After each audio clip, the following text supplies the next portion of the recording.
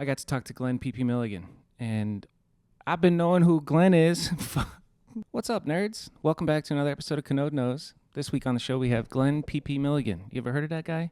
He made a full-length video in 1990, which is also the year I was born. But I'm trying to think.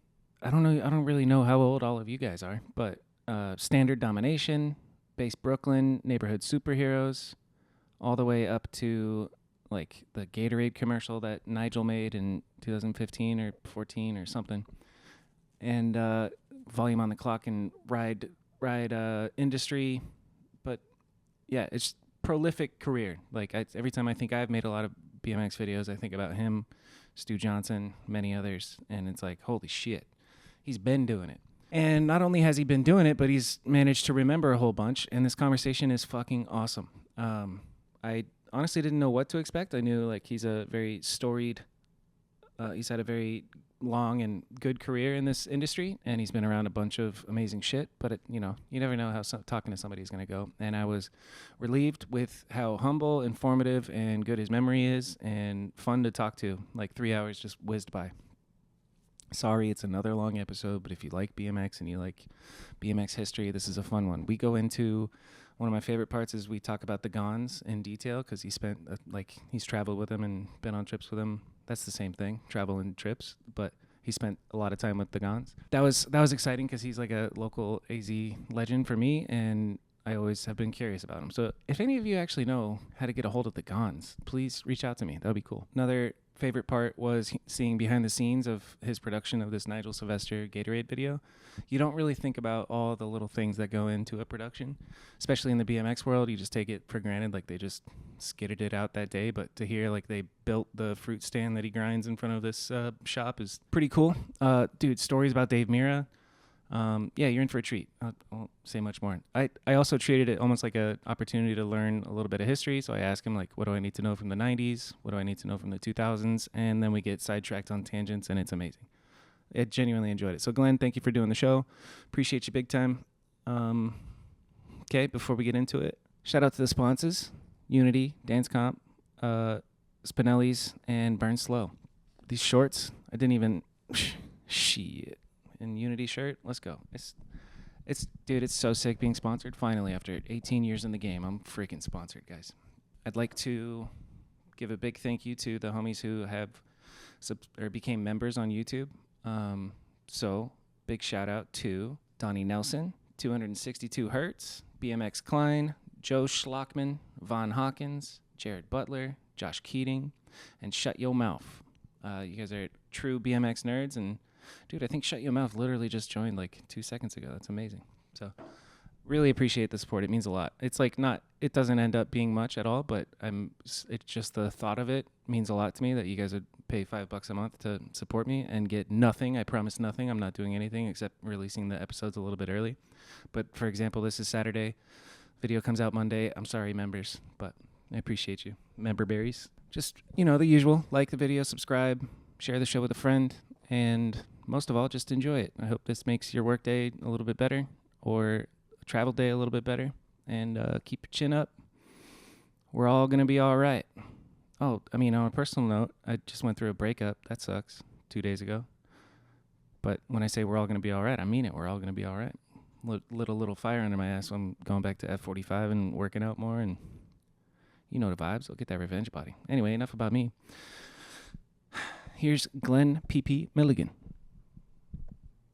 Hello, Glenn. Hi, Bobby. How's it going? We can pretend like we didn't just say hi for the past 5 minutes. Yeah, every show I've ever watched in my life, I always wonder, is this the first second they talked, or did they talk before this? Just from doing these type of things, and when you learn that's the way it kind of happens. But I'm like, wait, did they just meet, or is that bullshit? I think about that watching movies, TV shows.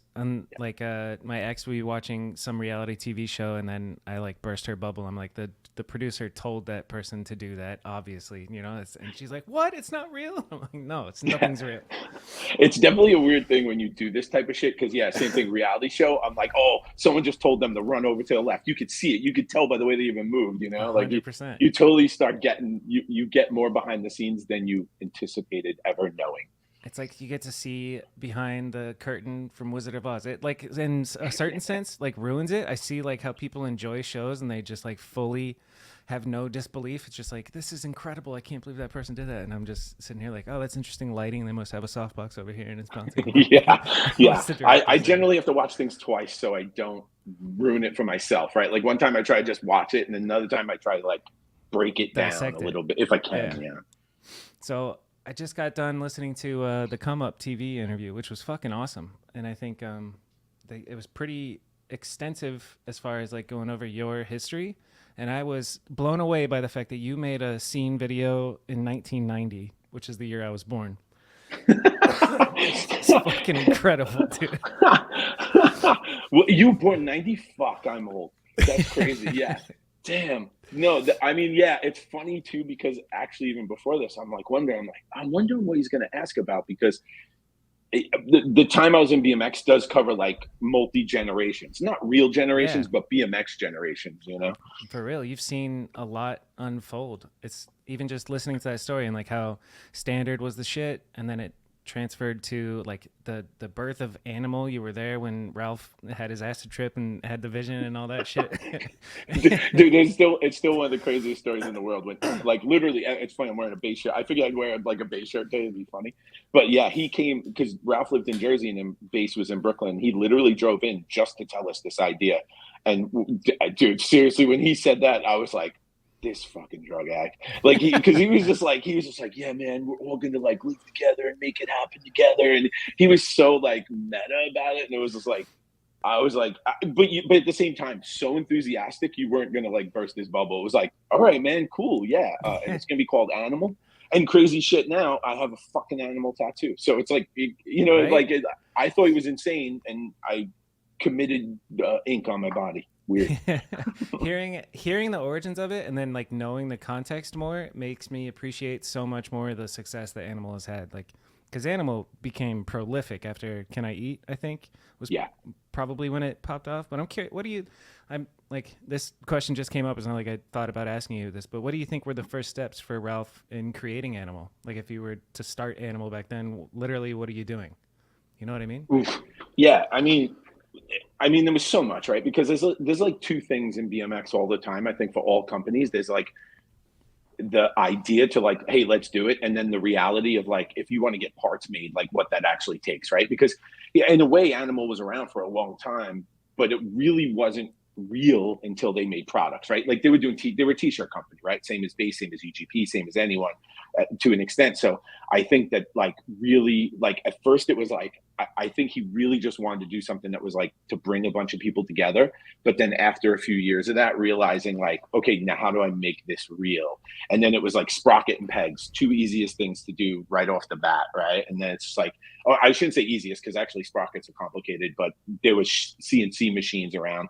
And it's even weirder then because if you go back to 2000, to go to like a CNC guy and be like, oh, I want to make a bicycle part, they'd be like, are you fucking retarded? You know, like I'm not doing this shit. And they just look at you like you're an asshole, you know? Yeah. But then like now that's just such like people have CNC machines in their backyards. It's not even the technology it once was, you know? Yeah. Have you seen some 3D printed shit? I see Zach Gerber's like 3D printing parts for his bike, which is pretty wild. Like it goes from like you have to be on the phone in the early 2000s with a factory in Taiwan to get your shit made versus like and then you just print out a new sprocket from your shit. That's so crazy to think about, actually. Dude, going back to being old, it never stops. Like it really, no, honestly though, nothing ceases to amaze me because I still remember going to bike shops where it was like a 10-speed shop and they just fucking hated the BMX kids, but GT or someone would force them to carry BMX stuff. So they'd have to deal with us coming in and we just have a million questions because in our minds, we think like the shop owner is some like god of bicycles. Meanwhile, he's just some asshole open a shop, right?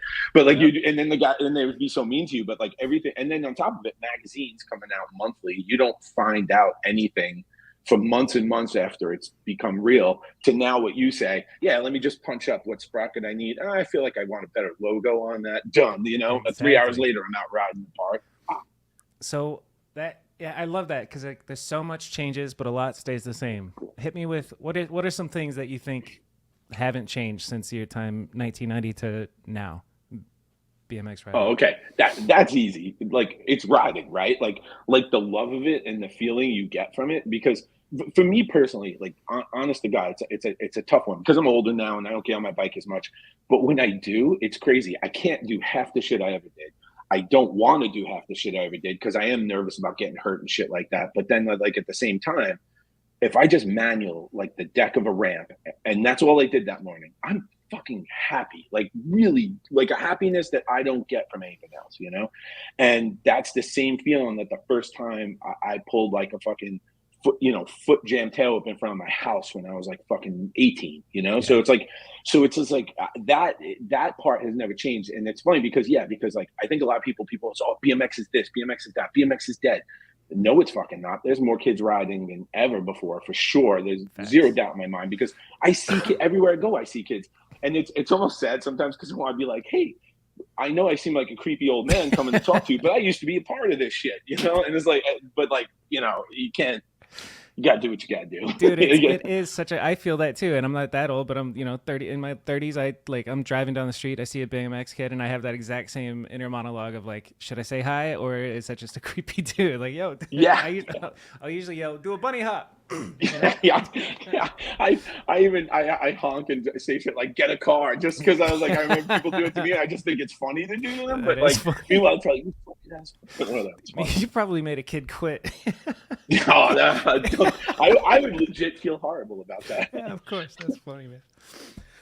All right, so I think it's interesting that you've been doing it for so long. I sometimes sit back and I'm like, I've made a lot of BMX videos, and then I talk to somebody like you or I talk to Stu. I just looked up your like BMX MDB, and I'm just like, Jesus Christ, dude! Like from VHSs, the early days, to like DVDs, to web videos, to you were really early on the like BMX entertainment show with the Big BMX show, which I loved at the time.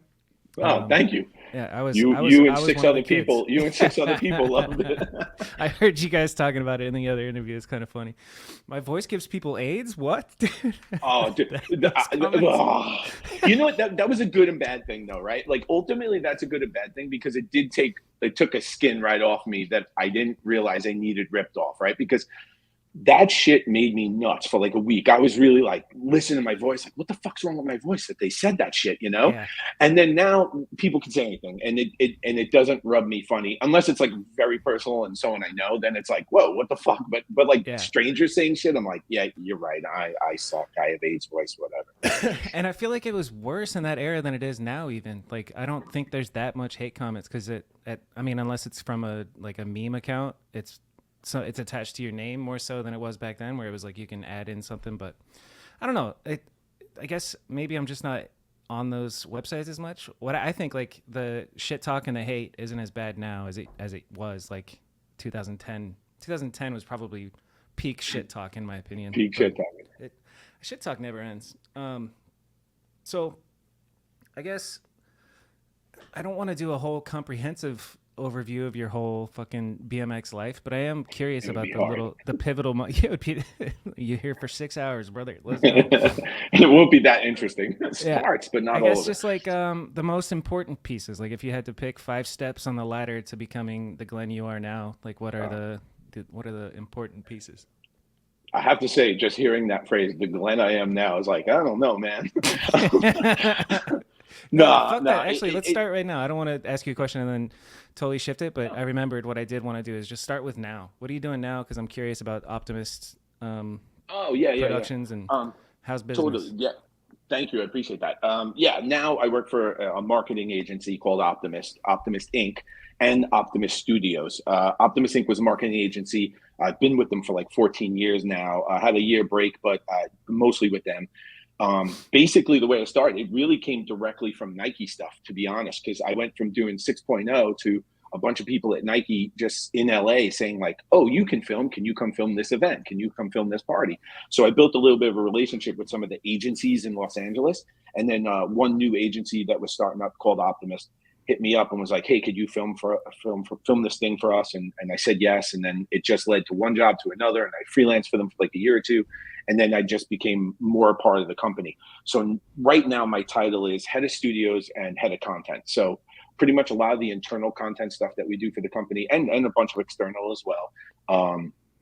I oversee, or I have people, it's whether it's me doing it, me hiring people, or internal people that we send to do certain things. And then we also have studios here in Los Angeles, right near LAX, which is, it's a great facility. And then I run that as well and have a great team under me that does the real day to day there. But I just run it from an oversight perspective, just because we wanted to change up the way that business was running. Yeah, that's interesting because I'm I'm like in a weird position in my career where I'm working full time, busting my ass, doing literally everything for somebody, and I kind of want my own thing, like a marketing agency or like a just get a couple clients. So I'm really curious about that business model that Optimus is doing, where it's like what brings the money in? Do they have clients on retainer? Like, we'll handle your media and marketing for 10 grand a month, and then they built up 10 of those clients. To be honest, it's a combination, and here we have different offices now over the course of years of building. But like here in Los Angeles, we do here in Los Angeles, a lot of our jobs are job to job, but we do work with bigger brands, right? So like right now, our clientele list is just to name a few. It's Lululemon, Apple. We do some other Google and Facebook work over the years. Nike was a big one for us the first 6 or 7 years, and Nike was a I would say a huge proponent in launching Optimus, just because once we did a few good things for them, it just came and came and came, and it was the reason for us to open up other offices. There was some retainer work in there. There was things that the company opened and did in the name of the brands we work for, and then those were retainer models. But here in Los Angeles, it's experiential marketing first was the way the company started. So it's a lot of like big high end specialty events that kind of come and go, right? So while there could be like year to year on that, it's a lot of times like, oh, whatever their big event is in March, we would kind of gear up for that week of festivities and get it all going. And with that, there was always a video component. That's kind of where I fell in, whether it was, stuff they were putting on screens, stuff they were putting out afterwards, or stuff they needed to promote it. It just, there was always a need for something. Yeah. So when you say experiential marketing, I'm thinking of, what did that Vans thing they just created that huge, like wild looking quarter pipe that everybody skated and you could skate over something. I don't know if you saw that, but just some big yeah. The art piece. Yeah, exactly. That's exactly it. I mean, and it's crazy because like all these companies, there's fancy words for everything. And when you work in these agencies, as you know, you start picking up lingo that like when you try to talk to normal people, they're like, what are you talking about? So like at the end of the day, it's experiential big events, I mean, that's a little simplistic way of saying it, but it's what it is really. You know what I mean? It's just so cool. Getting to your consumers in a meaningful way, Yeah, I love that. That's a pretty dope opportunity that opened itself up for you with Nike and just getting to be where you are now. And it was perfect because, to be honest, like I'll even say this now, like still when it comes to like BMXers and skaters, there's a lot of guys that I've worked with over the years that we hire, like different photographers and filmers. And I obviously try to hook up homies whenever I can. Sometimes it doesn't always work out. Some people are a little bit more in this world than others, and that helps. But like they're always the best, like BMX and skaters, filmers, photographers, and media people and creative people in general, because they've come from a world where they've had to do so much with so little, that when you give them more, like a better budget or a better deal, they just kill it. And when you get into these rough situations, which everyone will in their working life, where a boss or a client doesn't like something, they're able to stay the extra 2 hours or go the extra mile or punch through the wall and make it happen. And even for me, I think that coming from BMX and remembering, I used to go on trips every week with like 8 dudes in a room, and now they give me my own hotel room and I get meals and I get per diems and stupid shit like that. It makes you work a little harder because you're like, I remember how hard it could be. I like where it's at. I'm going to keep that going. Big time, dude. It's crazy to think about. And those trips, like you're talking about like a $20 per diem, if that, like if that. Yeah. I mean, well, like it's funny, like because all the time people ask me about like all the BMX days at work that have nothing to do with BMX, and they'll be like, "Oh, that was cool. You guys were going on trips. It must have been like really exciting going to all these cool places." I was like, "Yes, but it's not like when we go on trips to work now," because there was like no one. I mean, sometimes you just got paid for the video. You didn't get like a budget to make the video, right? Mm-hmm. Like here's X amount of money and not a lot, right? A few $1,000s, make the video happen. Your per diem, or how you ate, how you lived, how you paid rent, came out of that money, which also made it harder if you were doing it that way. That's why, like, also I worked for Ride for so long, because it was I did really like it, and I thought it was the best place to be to kind of do more in a sense. But it was also nice having a salary, right? Because going out and trying to hustle videos out of companies, that's tough, you know. So tough. Hey there, BMX enthusiasts. Ready to upgrade your ride? Introducing Dance Comp, your ultimate online destination for all things BMX. That's the sound of a bike revving up. From top-of-the-line handlebars, do BMX bikes rev up? Thanks, ChatGPT. From top-of-the-line handlebars to durable tires, helmets, and chains. That's legit. Dance Comp is everything you need to take your biking experience to the next level. And for all the parents out there, rest assured knowing that Dance Comp isn't just about fun, it's also about fitness too. So whether you're a seasoned pro or just starting out, head over to dancecomp.com today and gear up for the ride of your life. Dance Comp, where quality meets performance on every pedal stroke. This episode is brought to you by Burn Slow. I never wear logos, but Burn Slow sent me some shirts like this one, my fruity shirt, and I highly recommend it. It's a conversation starter. It's a phenomenal shirt. But basically what I was getting at is Burn Slow sent me shirts, and I literally won't take them off. Like I wear a Burn Slow shirt pretty much every day, or an all black one. Or occasionally Unity, but we'll talk about them later. Yeah, Burn Slow is dope. Adam Roy, who does all the design, is a goat and very talented, and he's the originator of Cult. That's a fun fact. I don't know all the details on that, but it's an exciting thing. But anyway, it was founded by Aaron Ross, Chase Hawk, Devin Hutchins, Adam Roy, somebody else. I can't remember. It's okay. It's fine. It's just an ad. I want you guys to go to burnslow.co and support Burn Slow because they support your boy. Burnslow.co. See you later. Thank you guys. Man, I got lucky with my first taste into like making money through BMX. It was like kind of the heyday for selling web videos. I remember selling for $300 to Tunny, and then Vital would buy them for $250, and like Crooked World came around and they were doing $200 a pop, and young college kid me, that was a good amount of money. Like that was hell yeah, plenty.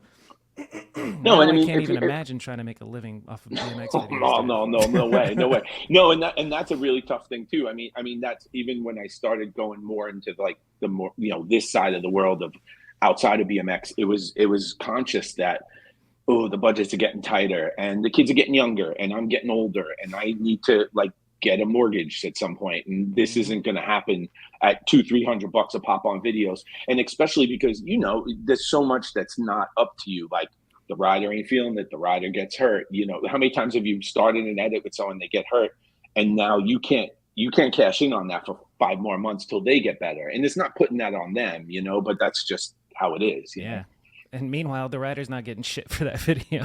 No, and it's same for them. It's even worse. Yeah. And that's another, it's funny. It's like, that's another reason why, like, back in the day, people would be like, oh, why don't you make your own video? Why don't you do your own video? I always felt uncomfortable with that concept just because, like, there's tons of riders I could have said, hey, we're going to do our own video. Let's do it, right? And they would have been into it. But unless it was like a really split profit thing, and then it gets real weird with the financials because who's putting out the most money needs to get the money back, and I wasn't smart enough back then to even begin to start spreadsheeting something like that. So like but I would have never felt comfortable because there's dudes who made videos with riders and they took in all the money, and I think that's fucking nuts, like I really do. But then me working for a ride or me working for a volume, that's up to those companies.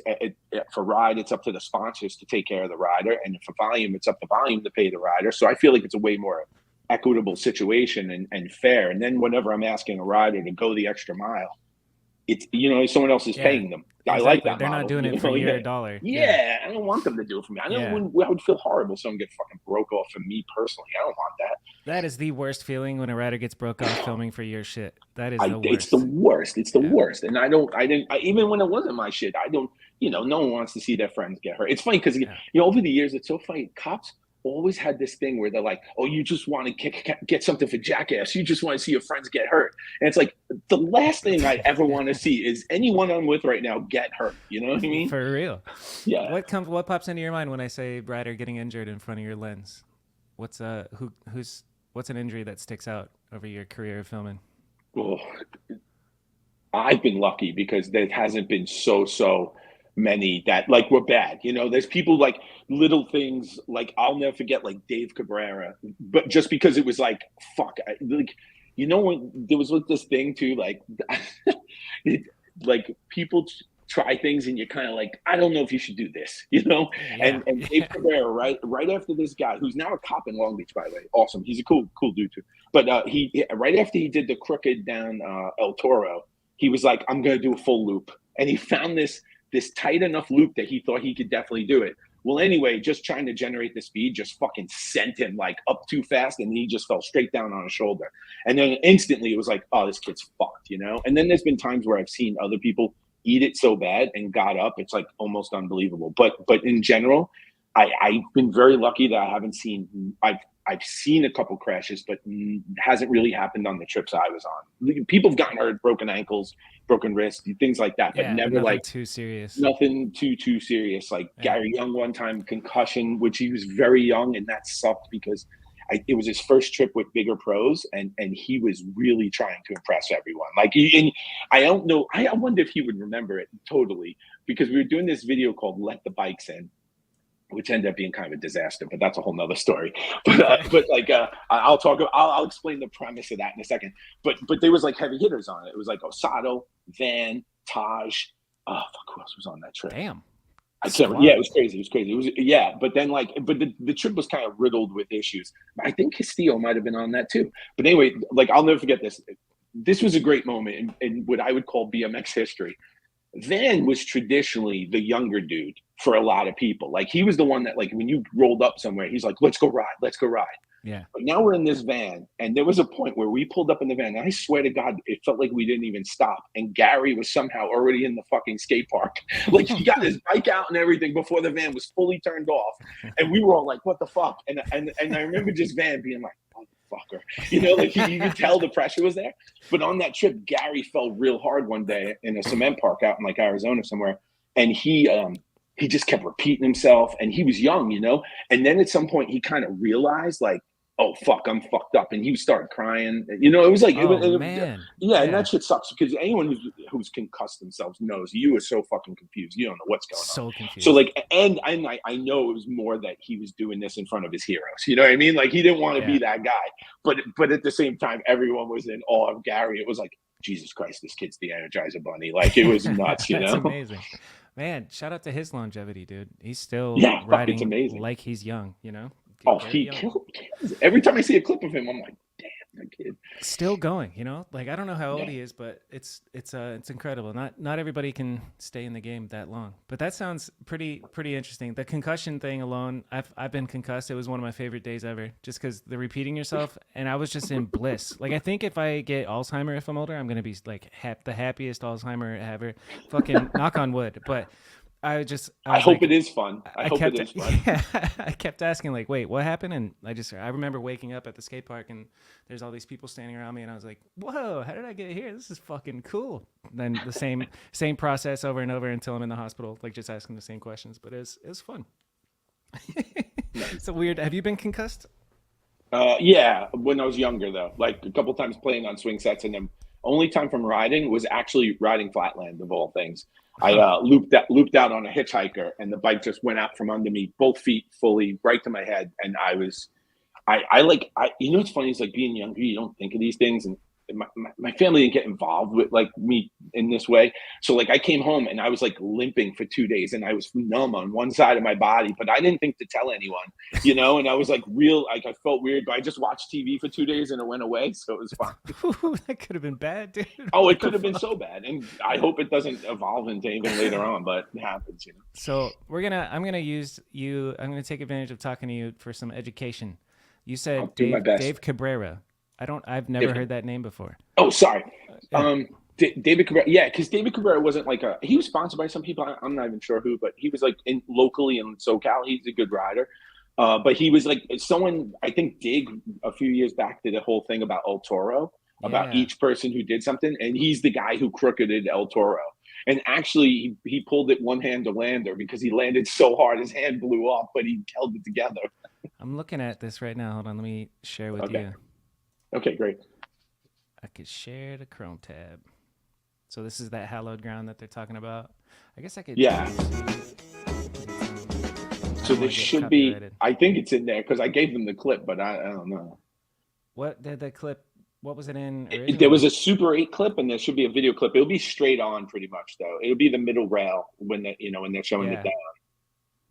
It's crazy to think how long that middle rail's been gone. Yeah, yeah, Like, yeah.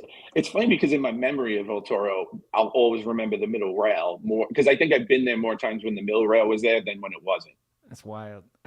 It's like not ideal, this spot. I remember going there and being like, wow, this is really uphill, the landing. In some ways, though, I always wondered why it was. I mean, I get why. Don't get me wrong; it's fucking nuts. Anyone who does it's crazy. But I also always thought like there's rails the same size and height and depth, and especially as a 100%. gap, So I was always like, I don't know why this one got the thing, but it was also very accessible, and it was in a lot of skate videos, so everyone loves that, right? Yeah, I it's thought that pretty was in there. popular all industries. I've seen some wild scooter shit go down on it that I'm like, God damn. Oh yeah, I bet. This the scooter shit to me is fucking nuts. Oh, that's Cabrera, I think. Yep. Okay, Dave Caprera. Yeah, because that's Wait, Marcus Wilkie second angle up nice. top. Iconic German. Yeah, so this is right. So Okay, boom. nice. And hand off, see? Yeah. And then that, yeah. Yeah, And that's then I what's was up. going for my dirty deeds look with the Super 8 after Yeah. the second, the banger and twice. Did you film it on an actual Super 8 or did you edit it to look like that? No. Back then there was none of that. Yeah, it was real Super 8. Hell yeah. I think about that. I'm like, I don't know.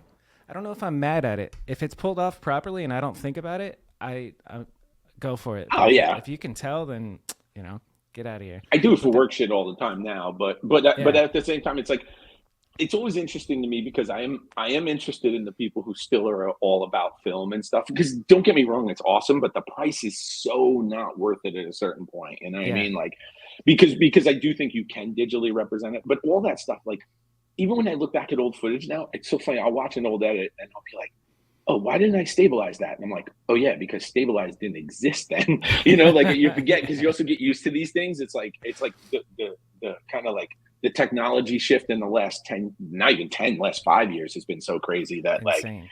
yeah, like I could go back and remaster things without even trying that hard and it will look better. It's not really worth it, but But you it'll look could. better. You Yeah, can yeah. fix you could fix it in post legit with just an AI button for a lot of Yeah. shit right now. Which is so I mean it's terrifying, but I don't know, things always change, right? I remember when like iMovie came out and people were like, are you scared you're not gonna people everyone's gonna be able to edit, you won't have a job? And I was like, Yeah. I doubt that because not Yeah. everyone wants to sit in a dark room and For do this real. shit all day. Yeah. How do you feel about editing nowadays? Are you still loving editing? Oh, I love it. I love it. To be honest, like the way my position is now, I don't edit a lot of stuff myself anymore. I'll edit pieces sometimes, or I'll take something from someone and be like, "Oh, can I check this out real quick?" and just fix a point, just because I'll know some like an effect or something. But I do like sometimes I love to just take a small project and come and sit down for like a few hours and just do it by myself. It's meditative at this point. Plus, like not to prop myself up. I've edited for so many hours at this point that like there's a lot of basic editing stuff that goes very quick now. So I Yeah. don't where I used to go because I would honestly say like starting editing a video back in the day, there was anxiety. Kind of like how me and you before we got on the call. It's like, what are you gonna talk about? What are you Yeah. gonna do? It's the same thing. I'd be like, oh fuck, am I gonna be able to pull this off? Am I gonna be able to do it? Is the computer gonna work? But now everything runs so smooth and you kind of always have a plan a little bit.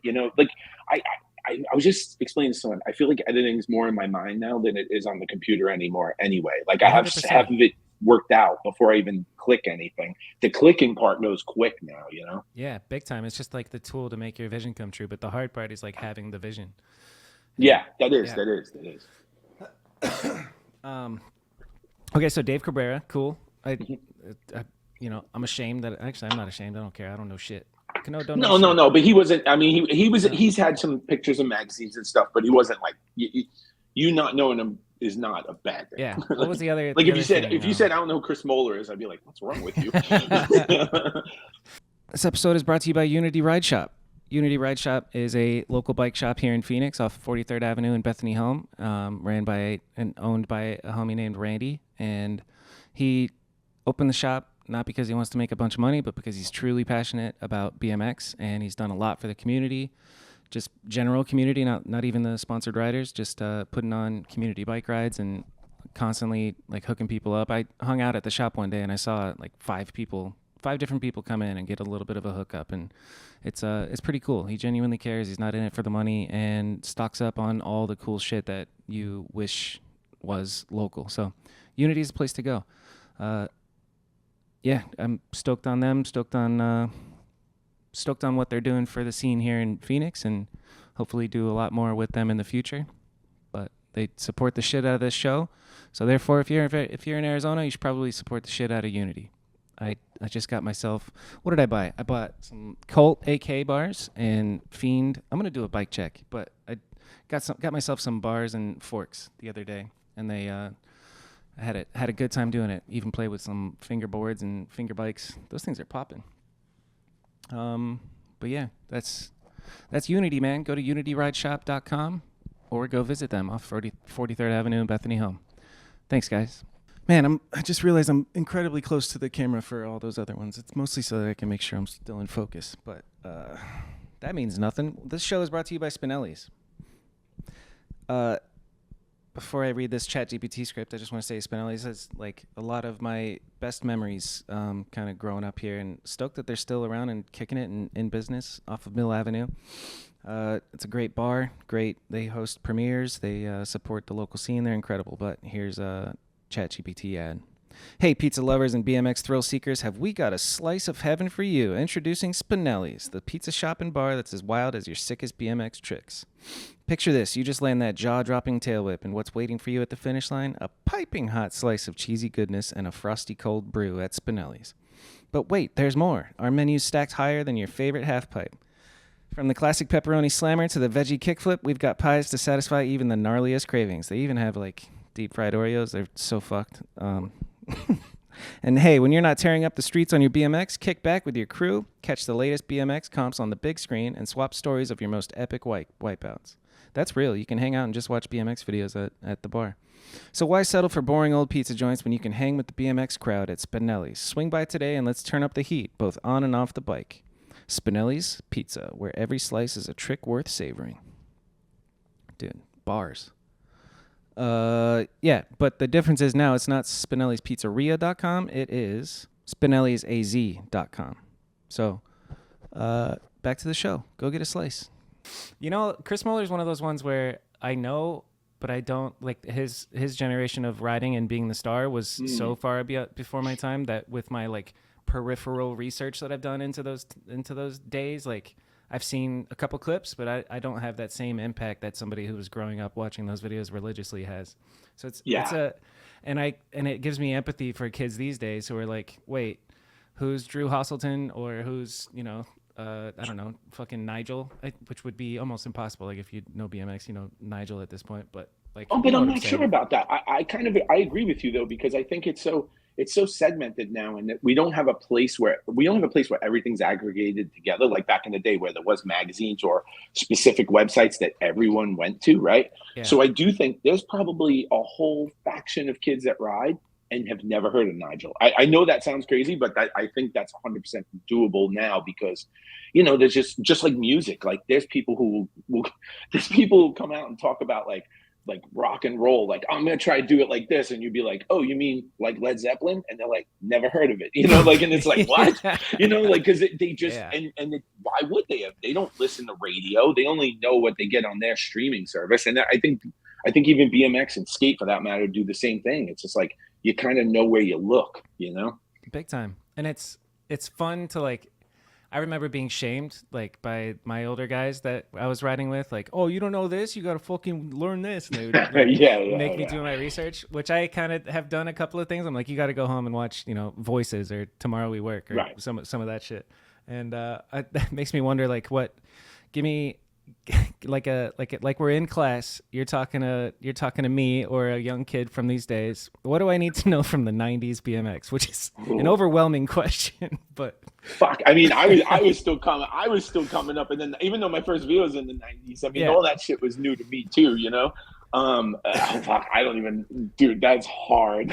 I mean, because wait, hold on. So the 90s, though, it is interesting. The 90s, there was things back then, and I will fuck this up a little bit because even some of it's loose to me, or it's from my perspective. But the main companies were definitely Standard. I mean, the main cool companies. There was a bunch of companies, but it was definitely Standard and S&M as the main two, with Hoffman right there as well, right?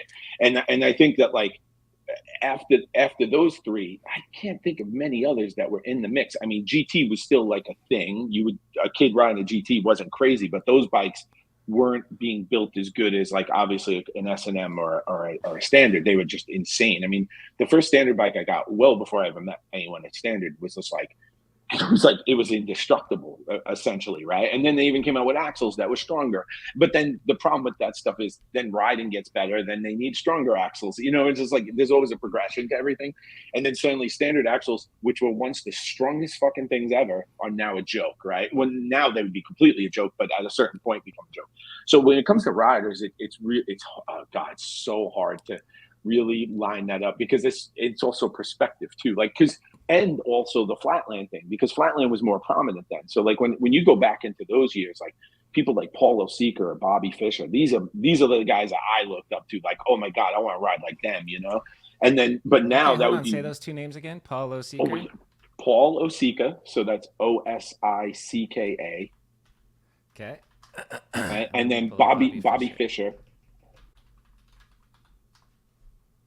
Sick. I've heard of Bobby Fischer.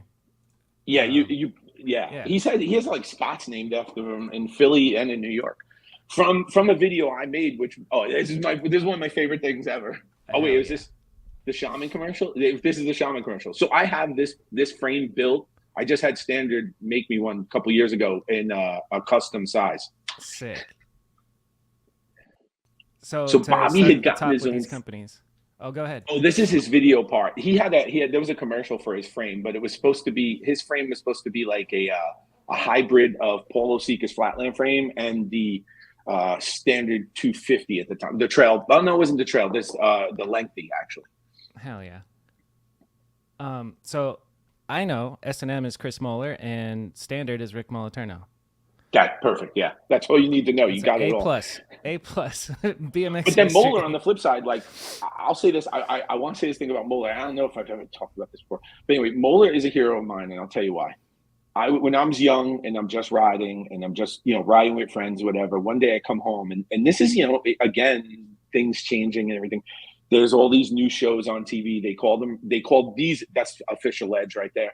But they call them they call them like talk shows, right? But there was a reality TV, really the start of that. This is before Jerry Springer, and there was one called The Jane Show, and they did something on young entrepreneurs. One of the segments was Chris Moeller, and this is a very early version of S&M.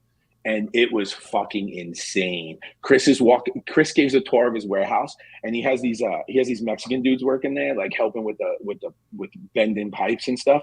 And then he's saying, "Oh, this is Jose. Jose has a device on his leg that will blow off his limb if he doesn't get 20 units out in 2 hours." And then he just goes and he just walks away. He never says he's joking. And then the show, he's sitting there. This is the greatest thing ever. I remember watching TV, tears in my eyes, so excited. I'm just a dude coming home from school who's into BMX, and I'm watching, like, how the fuck is a guy from BMX on TV? This is nuts. And then Moeller, then they ask him, they go, "Do you have any stresses having your own business? You're a young man. Is this hard?" He goes, "Oh, it's really hard some days." He goes, "Some days when I'm shaving, I'm not sure where to stop because I'm not sure where the hair on my chest starts and the hair on my neck ends." And then you just guys see an entire audience of people, like, they don't know what to fucking say.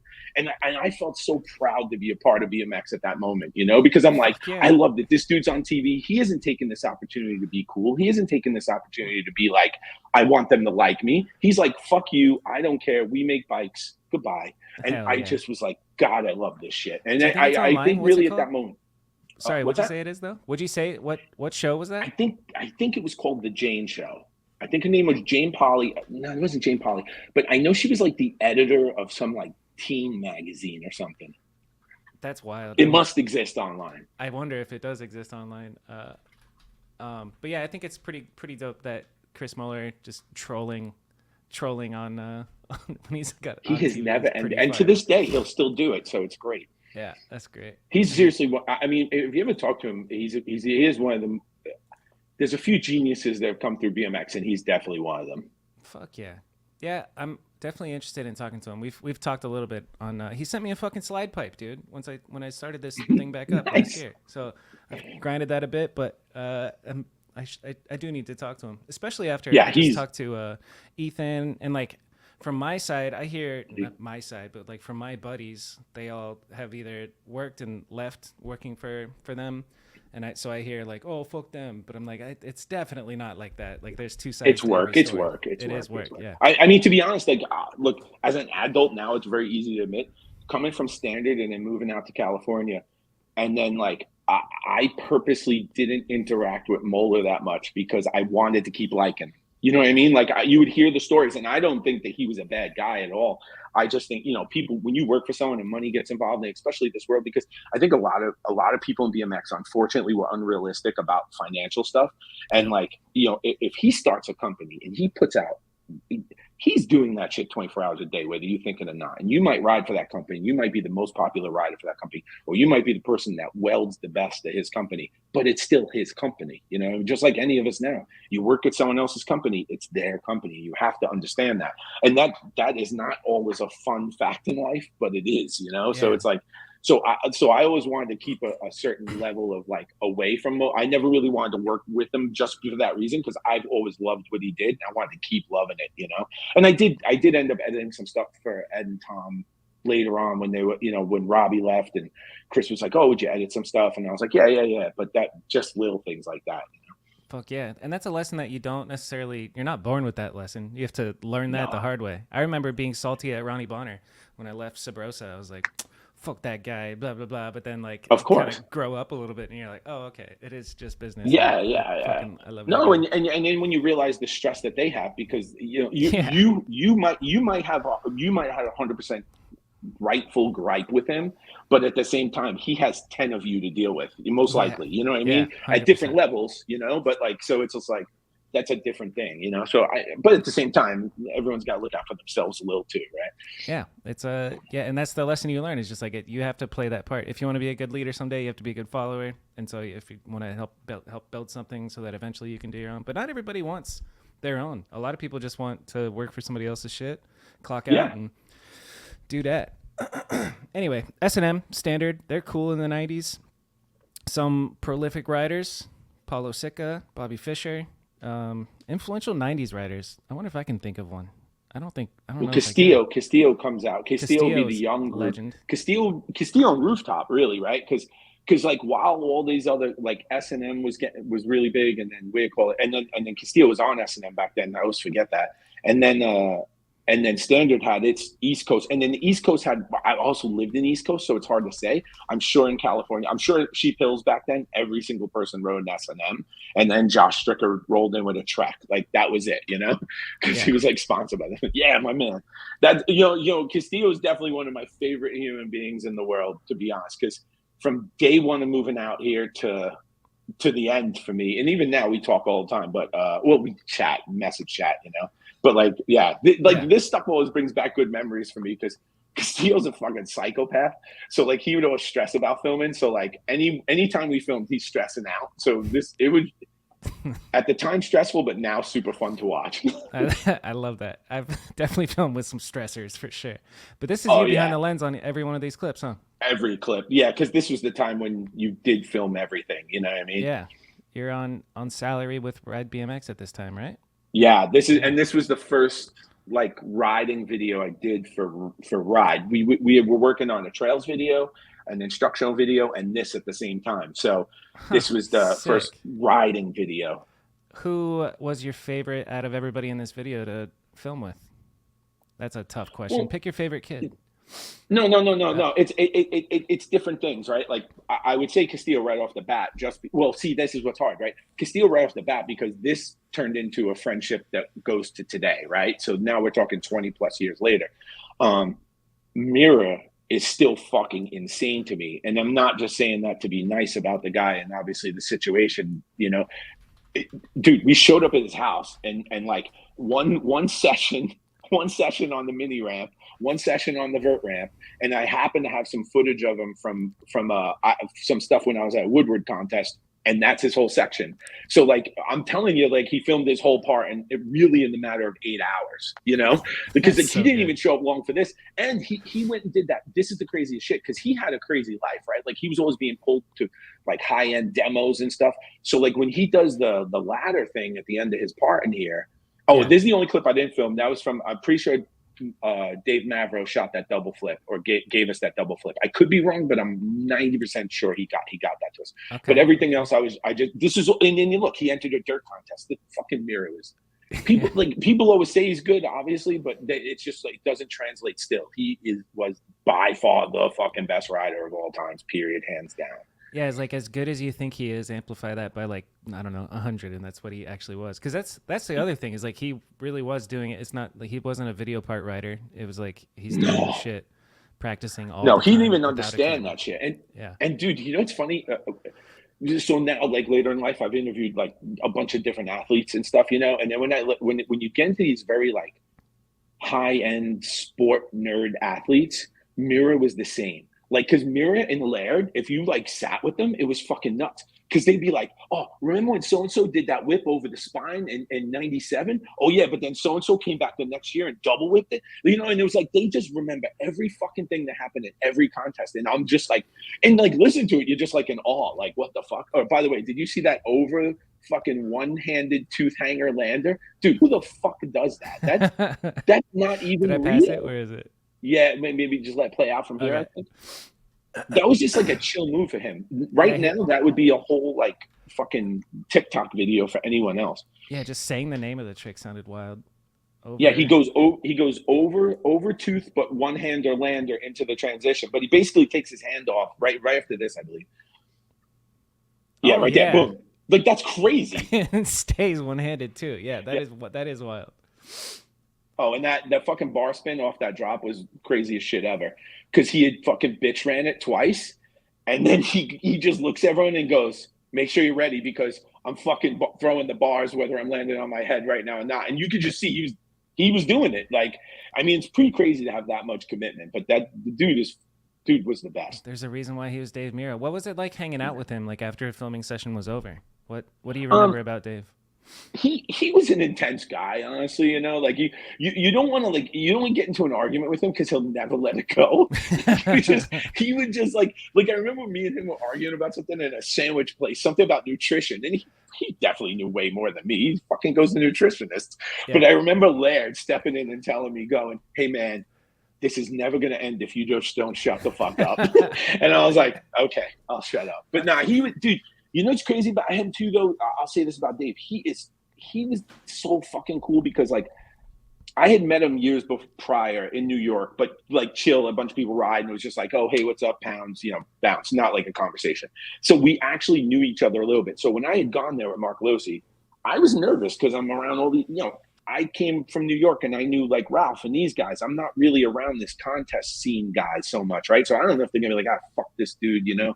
And like, because you kind of got the impression back then. Maybe this is the wrong way. No, it's not true. You kind of got the impression back then that there was a vibe between like heavy contest riders, the guys with sunglass sponsors, and then the guys who were like keeping it real in the trails and street riders and stuff like that, you know? And I just thought he'd be like, fuck you, whatever. But he was like, and Nike was same thing. Laird, all of them actually, they were just so like accommodating, like, oh hey, come on in my house, hey, come on, do this, oh, you want to stay over, fucking dude, on that trip, crazy as shit. Nyquist, we're talking in his house and he's talking about something. He opens up a closet. The fucking guy had like 7 T-Mobile sidekicks. Remember sidekicks? Best phone ever made. Shit. Yeah. And I was like, holy shit, they just give you those? He goes, yeah, they're always sending them. He's like, you want one? Brand new in the box, hands me a sidekick. I was like, what the fuck? You know, and it's like, and I was like blown away. I'm like, it wasn't like I was making a lot of money, you know what I mean? I was like, fucking free phone, hell yeah. But like that's just the way, and they legit were like that. Like they wanted everyone to have fun and be the same. And then you also realize, hey, they're just like everyone else. So then like years and years later, when there was like a bunch of newer guys coming up, I really wanted to make a video where Dave, it's specifically Dave, but those Pro Town riders, the Greenville guys, and street riders that don't normally belong there come together. And I made this thing called Flipside. It was supposed to be a TV show. That's a longer story, but like because we had to deal with fuel at the time, and we were supposed to get a show. Ride was, and that was going to be the show. And we were always going to like mash up riders that didn't make sense together and just see if they could get along. But of course they would, because we all love it for the same reasons, you know? Yeah. What's it's been a while since I've watched that video, but that shit was very influential on me when I was younger. I still am like glad to hear it. I'm pretty confident Adam 22 called it the most racist video ever made. Yeah, that made me laugh too. That was actually, it made me laugh, and I was like, I should see that. Yeah, I don't know about pulling that off in today's climate, but no, you fucking could. It wasn't racist. It wasn't racist. I think it was great in that it wasn't just a bang, bang, bang, rider section. There was a story behind it, but it was filled with really dope riding. And I fucking love young Nigel, Blackman, Edwin. Yeah. Wait, was Edwin on that trip? No, Edwin. It was Blackman, Nigel. It was E-Man or just E-Man. Sick. Yeah, dude. I like that video. But tell me something about that people don't know, if you can think of anything. What's an interesting fact about that Flipside video? Oh, I could go on for days. But like the fight, if there was a lot of shit going on. Like here's a crazy one. There became a big riff, probably to this day, between Blackman and Nigel about Nigel getting on Mirra, right? Yeah, I heard about it from Blackman's perspective. Right. But the perspective, oh yeah, of course, right. I actually watched that. Yeah, so here's the thing that Blackman never knew, and it's been told to him since, but I guess he doesn't believe it. You know, I actually really like Blackman, but he's just sometimes hard to get things in his head, you know? Yep.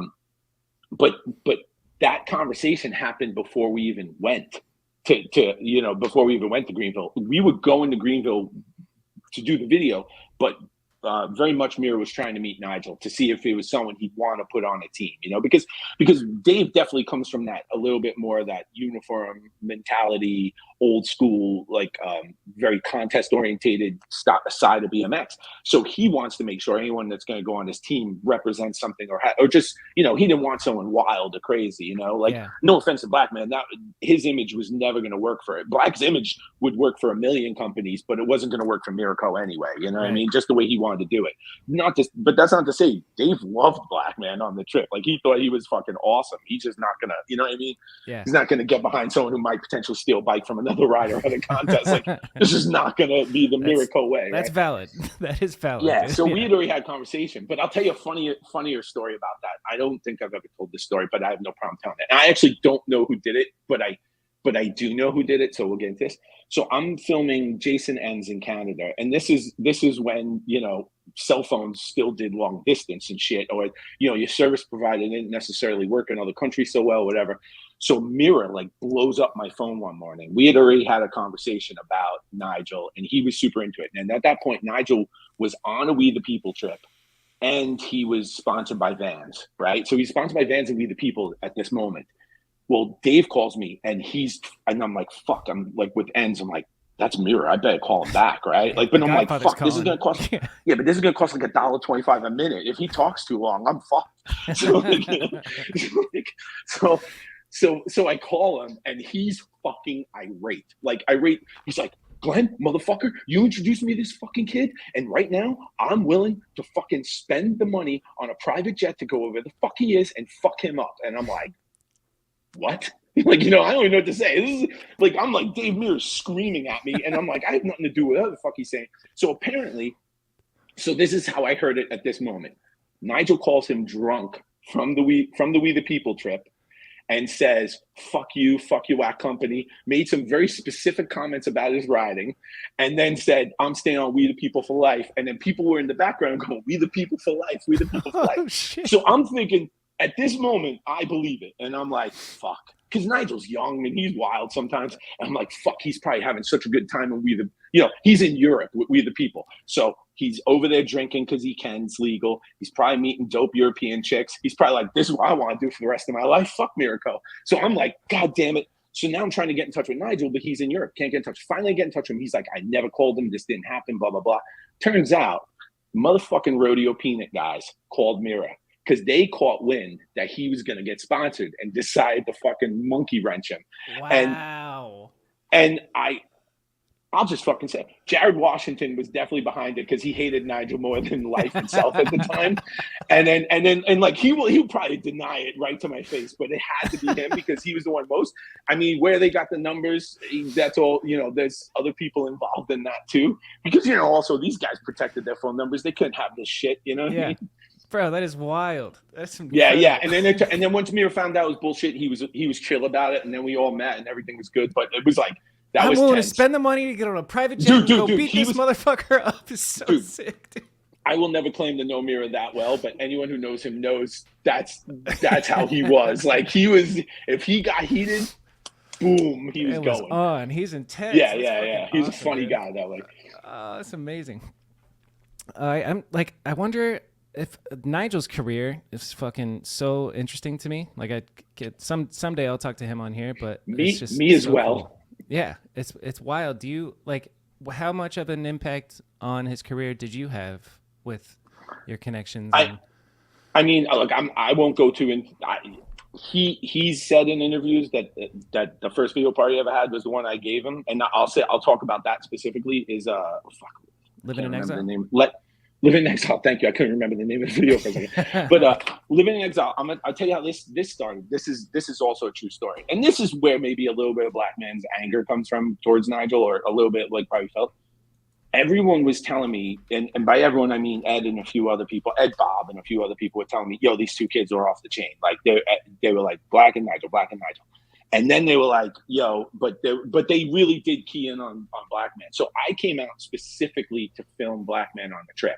But Black was also like, he's hard to get in touch with. He didn't have a phone at the time. He's always staying somewhere different. So it is complicated to kind of like work with him every day. I mean, if someone like I'm coming from California at this point, I'm from New York, but I wasn't living there. So like, it's a little hard to get. But Nigel, if Nigel said, I'll be there at 9:00, I'll be there at 10:00, whatever it was, he was there. And then there was this one line in here. I think it's a Smith to bar, and then maybe 180 bars up a 3-stair. Maybe that's it. I don't know. But there's a pretty high Smith on a picnic bench. It's probably later in the video. He kept trying this line, and he just wanted it in this part so bad, and he just wasn't getting it. And I delayed my flight and stayed an extra 2 days so we could film this shit. Not because like I even thought that line had to be in the video. It was just that he was trying so fucking hard. Oh, and here, I just want to say something about this. So this spot right here is Dewey High School in Brooklyn. Yeah. This is a place I grew up riding. Like this, it was really cool to go back and start filming with people at places I grew up riding too. That was a lot of fun because out here in California, it's all new shit to me. But this was great seeing all these spots that I've grown up around. Not all of them, but a bunch, Yeah. But like, but Nigel's like work ethic and his push towards everything was second to none at the time. And I mean, in that trend, and then that also continued on with his Nike stuff, because as far as like an athlete that works with Nike, he was always willing and able to come through for them so that they loved him, Yeah. He's like later on, I'd say, later on, I think he got a little caught up on himself. I think he still is. I'm honestly like, I'm not on like wonderful. That 180 was fucking nuts because it was super tight. Yeah. But like, when I met Nigel, he was such a little professional. This line right here. Yeah. So, it's just Smith, right? See, that's funny. Smith. And then truck. And then truck. That's what it was. Okay. Yeah. Okay. So he never really was able to pull it, but he did pull it. You know what I mean? Yeah. We went there 3 days in a row for that one. And like I said, I changed the ticket and everything because I wanted him to have the thing in the part just because he tried so hard. I felt bad leaving, Fuck yeah. It's interesting because it's like not that crazy of a clip, but if he works at it and he wants it, like I respect the shit out of that. Like even I don't know, dude, because filming people of different talent levels, like, or I guess gnarly levels, it's a different thing. Yeah. Like Black Man totally. is just fucking, he said, I'm crazy. What did he say? I'm do or die. That's not the right word, but I'm fucking send it, And he's dead man. He's dead man all day. Dead man is the word. Dead man all day. Yeah. No, but he is. I mean, 100%. Generally, if Black Man lines something up, he's doing it. You know what I mean? Like, and that's impressive because I can honestly say I don't. I don't have that. I look at it and I go, yeah, I don't need to do that. I'm good. Me too, man. What's wrong with us? I wish we were dumber. Yeah, I don't know. I kind of like there's times where I wanted to be more of a rider, definitely when I was way younger, but like I'm happy. I have to say I am happy where it all came out. You know what I mean? I really have enjoyed what I was able, the people I was able to meet and the places I was able to go and all the cool shit I was able to see and just being able to take it all in, you know, like it's, 100%. I mean, I know it's helped me so much in my professional life now. Like I can't, dude, when it comes to BMX, it's like, I feel indebted to it forever and ever and ever. And I also still feel, it's like the given tree. I still feel like it just gives me so much to this day. You know what I mean? Yeah. So, It's amazing the impact that you don't even realize that it's happening while you're doing it. Just you're obsessed with making videos and obsessed with riding bikes, and you don't realize that you're becoming a one-man production crew without like anybody saying, here's what the director does, here's what the filmer does, here's what the editor does. right. You're just like, I want to make a BMX video, and then you figure it the fuck out. And Exactly. And that's really how has it that is. experience, you know? No, totally. And every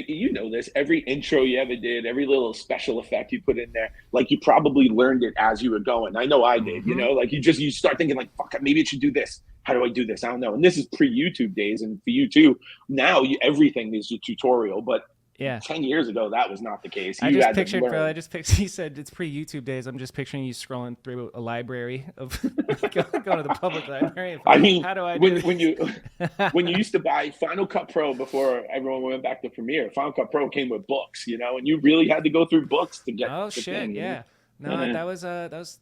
I think I started making videos 2006. So Final Cut Pro 7 was the poppin' thing. Still the one, yeah. Yeah. That was the last good one, right? It was the last good one before they made it like iMovie with Final Cut X. Yep. So let's get back to our history lesson. 90s, okay. important bikers. Now let's go to the 2000s. Well, let's recap. Who are our important bikers from the 90s? Paulo Sicca, Bobby Fischer, Chris Paulo Moeller. Sicca, Bobby Fischer.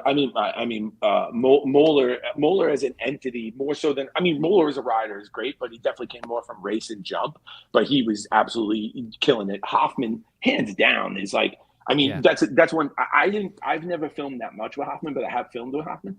And Hoffman is by far the god of BMX. Like you don't have BMX today without Hoffman, because if it wasn't for him creating a series that eventually turned into ESPN, that we don't exist. Like it would never have carried this far. So it's like Hoffman is everything. Yeah, the butterfly effect of Hoffman. Like if Hoffman didn't exist, you and I would not be having this conversation. That's crazy. Yeah, to think about. It wouldn't. And you know, I had a thing like that in 2010. I went on a trip with 2008, right before 2008 rather. Went on a trip with Nike to China with the Nike team, but they were doing some promotion for the 2008 Beijing Olympics, and Bob Hara was on that trip. And dude, can I just tell you, like I like literally was sitting eating breakfast with him, and it hit me. I was like, hey man, thank you. Because I really think I couldn't, if you didn't do what you did, we're not sitting here together, and I'm not in China for some reason, you know? And it's just like, and it's like, you know, it's like, you just can't, it's so weird to think that this guy doing endos on a kick turn ramp, and really cool ones at the time, but you know, he's just doing like a fairly simple trick turned into me and you talking today. It's unbelievable to think about, actually. So that's a good 90s list. What's one? I don't know. I'm thinking of the context of like, I remember being shit on for not knowing who was what, and what would you say are the most important videos from the 1990s that people should go back and watch? Ooh. So I will always say I'm really bad with years, so I could be way off on this. No, but like, I mean, Dirty Deeds had to be in the 90s, so that Dirty Deeds 100%, because that's a huge one. Fuck. Any of the early Style Cats, to me, was a big one. Because I kind of at one point quit riding BMX and got back in, and Style Cats was the first video I saw getting back in. But going back earlier, wait, I'm fucking way off here. Sorry. The Dorking in York videos, to me, are epic, especially 1 through 4. So, and 1 through 4.5 rather, because then that introduces like Chase Goon, which is like ended Flatland in some ways because the guy was so good. But those videos were definitely more Flatland based, but had street and ramps and had spots that no one ever saw. It's the Plywood Hoods. It's Kevin Jones, Mark Eaton, and Mark Eaton probably being the biggest influence on me becoming a filmer, just because they literally in one of their videos at the end talk about how they just did it with 2 VCRs. You know, they made the video with 2 VCRs, and that made me think, oh shit, I can do that. I can get 2 VCRs. You know, like I'm technically proficient. You know, and it's like so. And then that was it. And then that's what made me want to make videos with my friends. You know? Dorkin in York, and Mirra's in those videos back in the day. Yeah, this is wild. So 10, Dorkin in York 10 is like a recap of a lot of the videos, which is really, really like incredible because they have things in there. They have like awesome behind the scenes footage. They fuck with Dennis McCoy. There's like videos where he's talking every time he turns around to give him a finger. That's George Gallo right there. He's a famous dude. He was very famous in New York rider, and he's a comedian now. He does a bunch of man on the street stuff. He's fucking hysterical. Sick. But he was really, really funny. Like seeing him was awesome too, because he's a dude I rode with in Manhattan sometimes. So like all of a sudden seeing him in a fucking video was like, no way, someone we know. I know that guy. Yeah. Yeah. That's dope. Dorkin in York. I've never watched them, but it's one of those things. Yeah, and to be honest too, they like just like follow cam like this on Flatland. I mean, they were really ahead of their time, you know, like doing shots like this. Yeah. This is definitely Eaton, I'm sure, filming, and he probably on a skateboard, but like, you know, he was super in. But this dude Chase was just off the chains as far as Flatland at the time. Like it was like. It just made it like, I don't even know if I want to ride this shit anymore. I can't do any of this. It's so unattainable, dude. Yeah. It's funny how this shit works. I think about Flatland because I've fucked around with it when I was younger. But the amount of time and dedication and practice it takes to get dialed at Flatland is something else. That's a whole life. But what's also interesting is back then it was so different, right? Because like when I started riding, you would ride Flatland and ramps or street, you know. Street was more something you did hanging out, but like Flatland was definitely like a part of everyone's repertoire, so to speak. And even the bikes reflected that. Like the bikes back then were like shorter and square and boxier, so like it was a little bit more geared towards that. And then towards the end of the 90s it started going like, well, I need something that's more like trails. I need something better for street because my dropouts were always bending, you know. And then same with ramps. I need something because my fucking pegs were always cracking, or there was a lot of screw-on pegs. In a lot of those clips, it's a lot of screw-on pegs. Then people started realizing, oh, you can ratchet and the shit never comes off. So it was just such there's like a technology shift in bikes too that was really important. But then it split people up, and then Flatlanders just became like off in their corner, and street riders became their own thing, and ramp riders became their own thing. And it's kind of, and now it's starting to come back a little because you know, tricks now have way more Flatland influence, like nose wheelies and shit, than they ever did before. 100%. That's for sure. Yeah. You know, when you say that, I think of the young Arye. Arye seems like the most well-rounded biker. Just like, you know how it all got segmented and now it's kind of coming together, and it's very cool to be able to do every fucking thing. And Arye pops in my head because that dude can do everything. And speaking of like studying previous generations, kid's 18 years old. He knows more about like early 2000s BMX and 90s BMX than I do. And he's listening. Oh, that's cool to know. I wouldn't have known that about him, but that's awesome because I do think like I'm amazed at younger kids now, sometimes the ones I do randomly speak to, I just be like shocked that they didn't look this stuff up, because like how you're doing right now, like we're talking and then you just look it up. It's that easy. Yeah. So it's like why you would think that they would hear it and like care, but or even just to get ideas for stuff. Because dude, you could watch one of those old Dorkin videos and have it. You could figure out your own video part right from that, because you'd be like, oh fuck, I could do something like that, do it here, and you know. Yep. That's the beauty. I saw a little of glimpse it, right? of like a dude did a Flatland trick, but it was like he had his foot on the wrong pedal, and it was a pedal 5, but on the wrong pedal, and it looked sick as fuck. And I was like, Troy Blair, you should do that next time we film, you know? Yeah, exactly. And everything's cyclical. I think getting inspiration from videos like this is pretty fucking rad. So there is a benefit to going back and doing your research, kiddos. 100%. All right, 90s are over. Y2K, we're scared of 2000. God, remember that shit? What would you say? I guess 2000 to fuck that.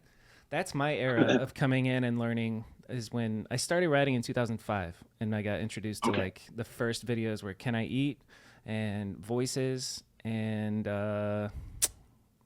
Voices was 2005? Maybe a little bit earlier, but those were the two that I first saw. When was Voices?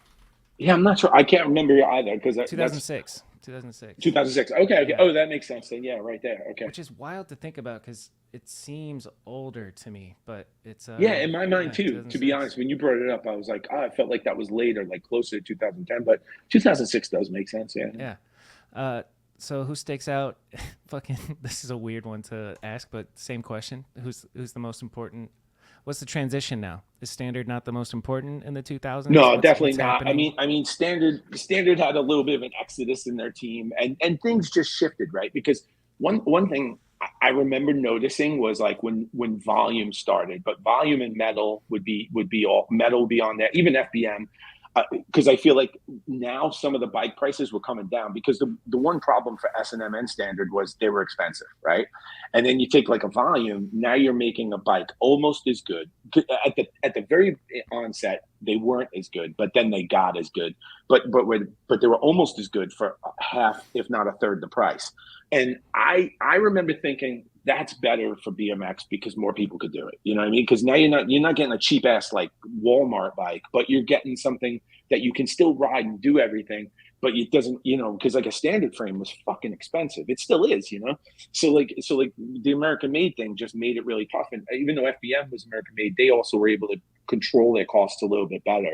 I think they just probably, I don't know much about that business, but I bet they probably just took it on a lot of frames just because they love doing it, I bet, yeah.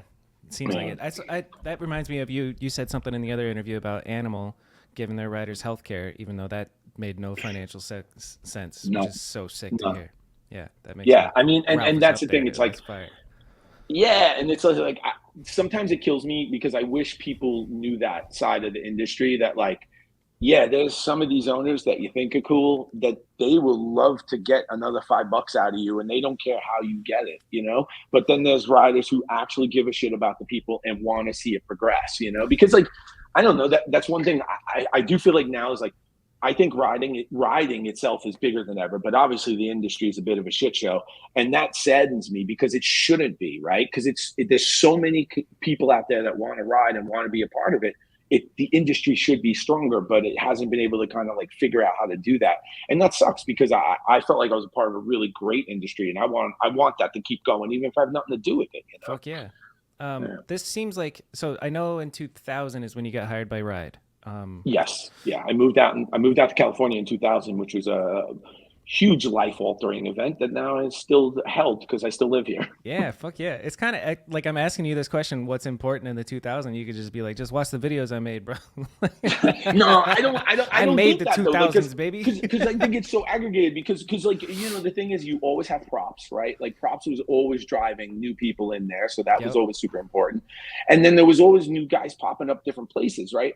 But for me, a big one, and it's obviously personal, falls back to Animal, but Edwin in the 2000s, because Edwin literally took something, and it's not to take away from Edwin, but Edwin took something that Troy McMurray and Gonz were doing, which was the brakeless riding, which didn't totally catch on. So there were other brakeless riders. So I know there's some guys out there like, oh, it was brakeless too. Totally get it. Didn't know you were, but you know what I mean? I'm sure you were. Yeah.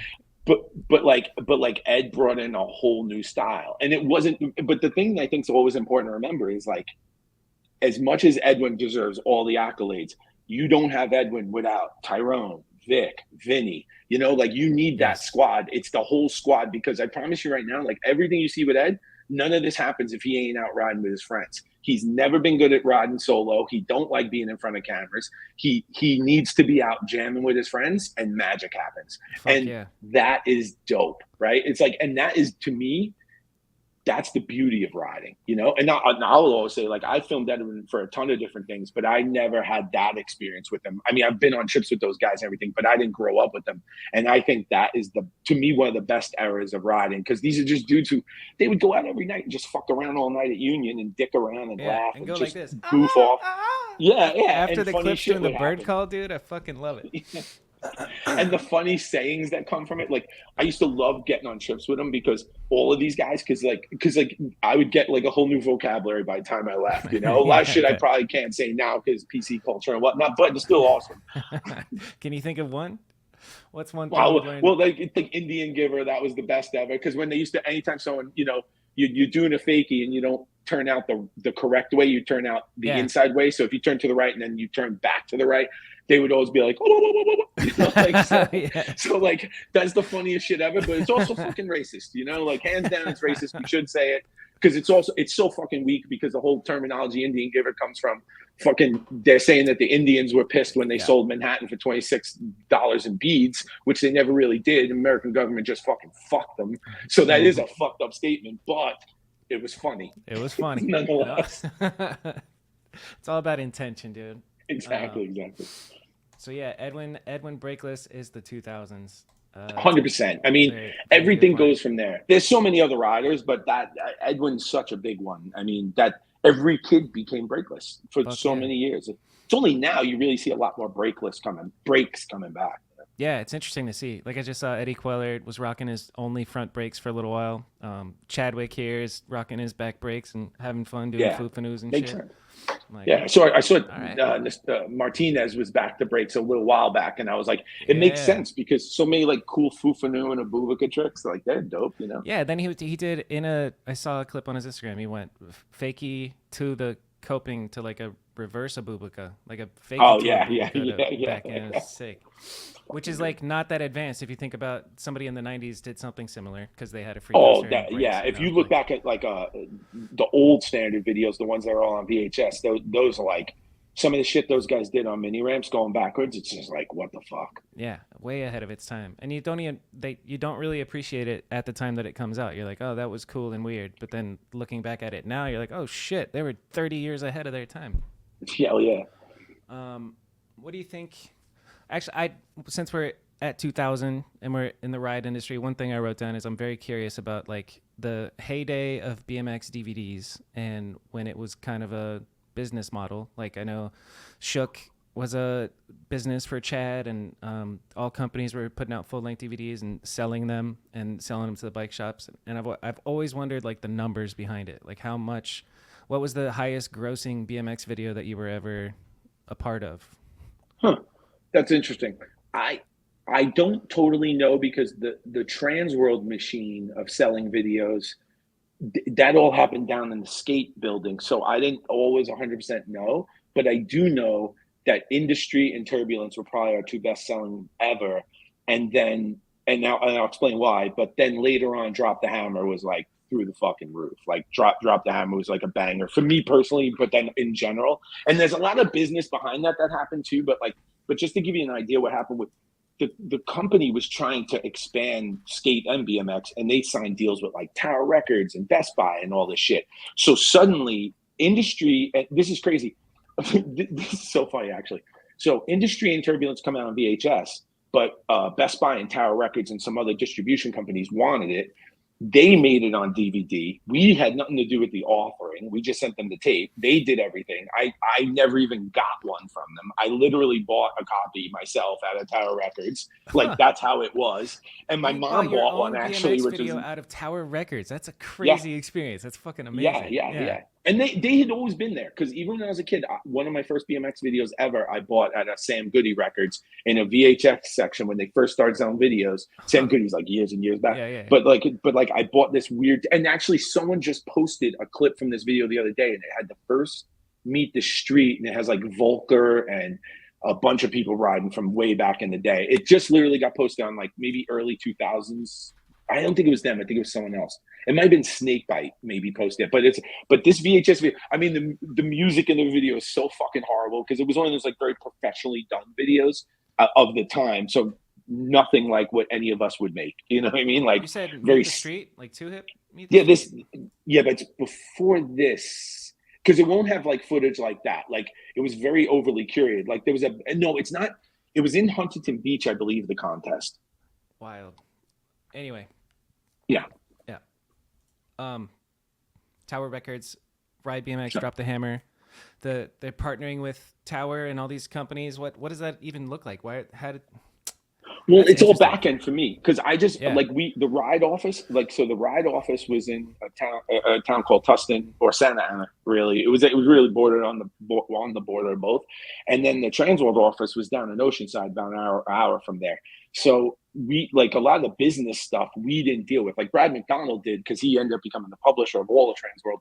But like I didn't, and quite honestly, that going back to the whole thing is like I didn't want to deal with the sales of videos. Like I didn't care. I made it. You guys sell it. Like I hope it sells. I really do. You know, I wanted to.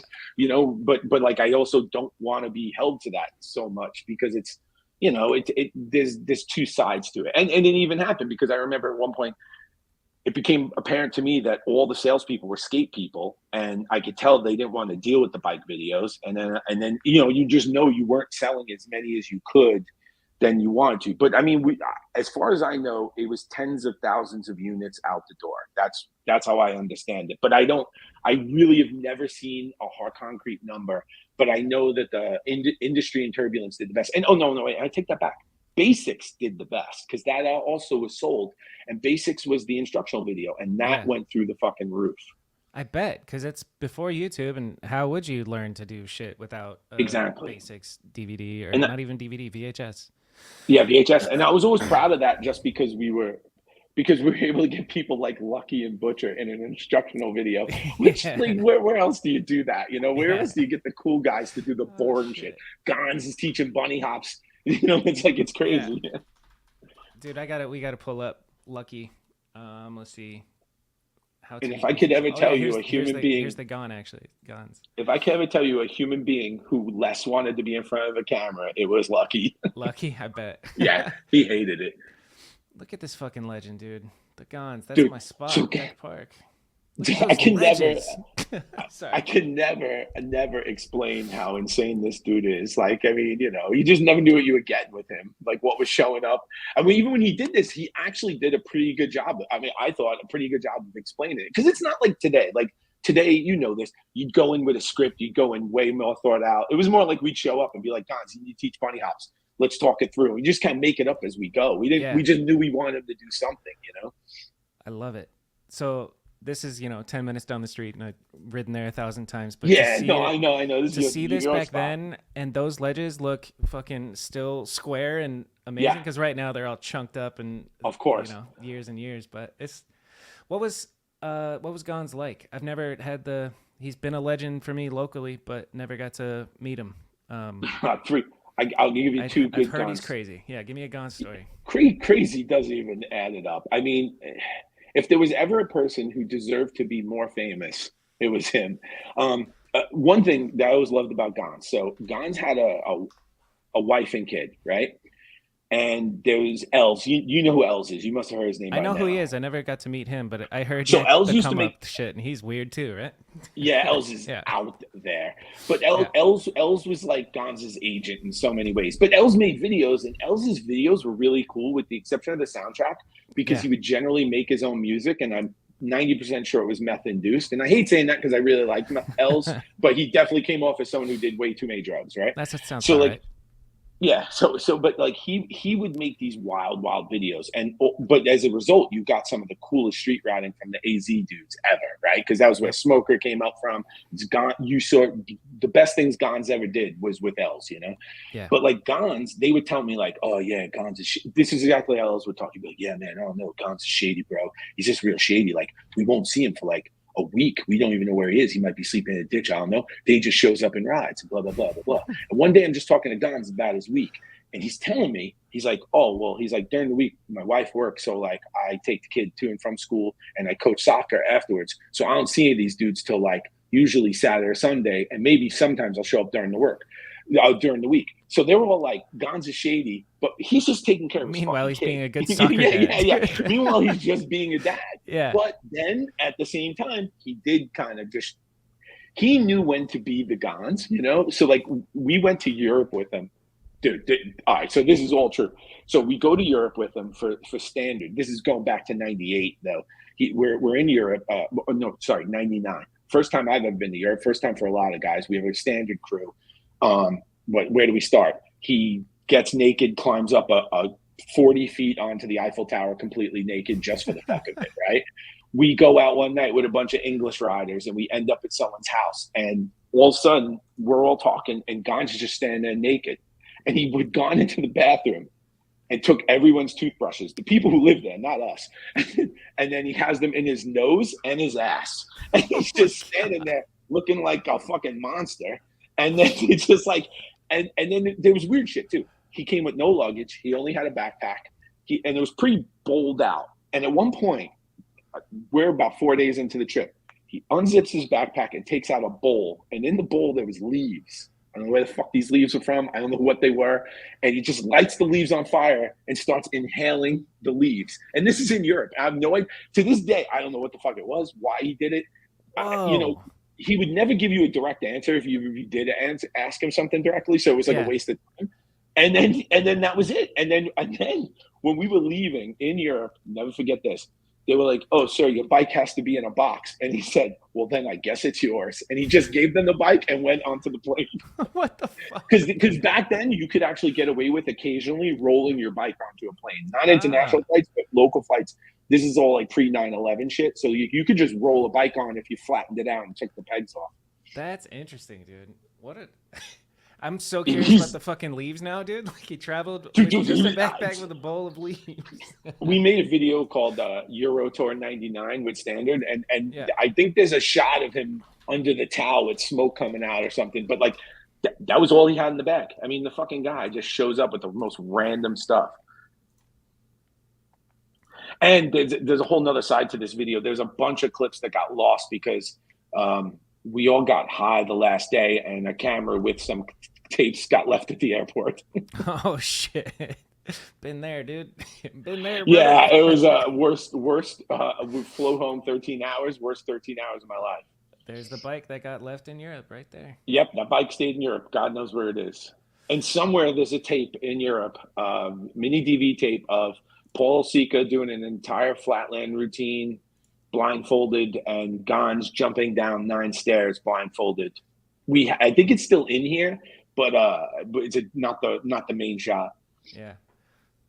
Well, goddamn, what a memory to have, dude. 1999 going to Europe with all these guys. That's insane. Well, someday I'll be senile and it'll all come back to me at the worst possible time. Yeah. All right. So thank you for telling me the Gonz stories. That's great. He's one of those dudes. Like, if I could get him to talk, I don't know where he is. Like, does any AZ people still talk to him? Do you even know? I mean, I would imagine someone, but maybe no, like you would think Rat Boy, right? And I believe I asked him, but I think it's just a mystery. Like he just kind of gone. I heard he's in San Diego, but I don't know that for sure. Like that's the last I heard. He was living in San Diego. Beautiful place to be, San Diego, man. Dude, God's country. If I'm done with BMX, I'm out of Arizona. Like I love it here, and I'll stay here, especially for the BMX scene. But like, why would you be here? You should go somewhere with better weather.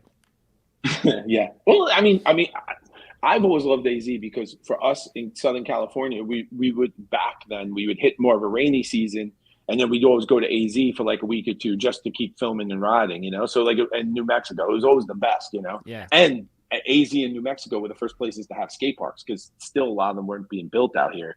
So it was like always like That's interesting. That Albuquerque skate park was one of the first. That I forget the name of it, but that was one of the first skate parks, outdoor cement skate parks of the ones you see now that I ever saw. Me and Superfly, John Scavaler from Long Island, he drove out with me when I moved for the ride job, and we were supposed to spend one night in Albuquerque, or we'd planned one night. We ended up staying like 5 days just because of that skate park.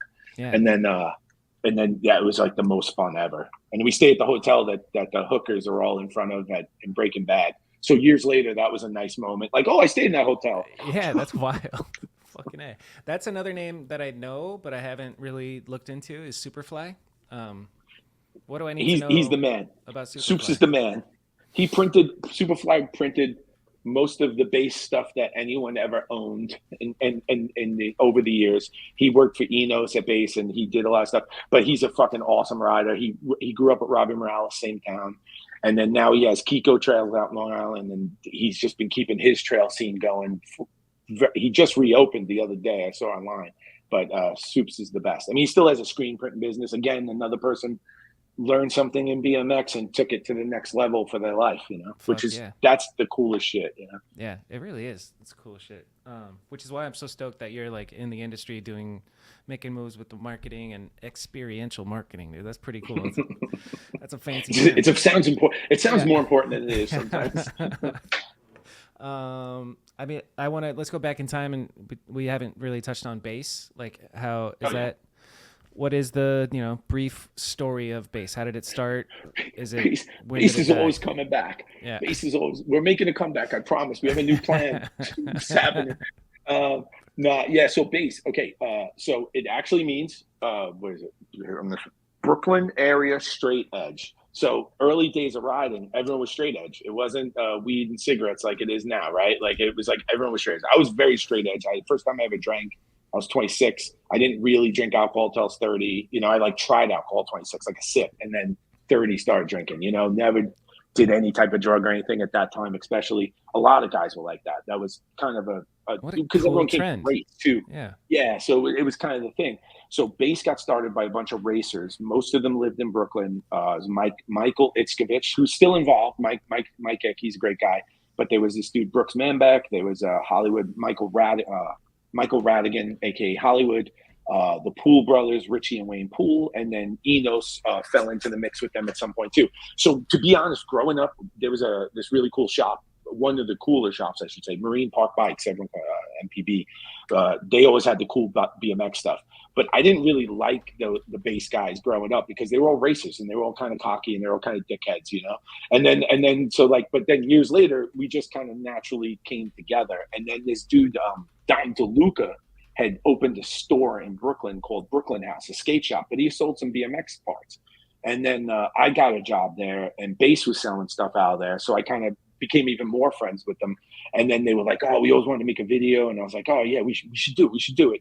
And I think they sponsored me just so I'd make the video. And then, but we were also just friends, you know? And then we made the first video, Shady Bunch, which is like, Shady Bunch probably came out a good 12 years after B.A.S.E was started, because B.A.S.E literally started in 1986. So like, you know what I mean? Like, so we're talking years later.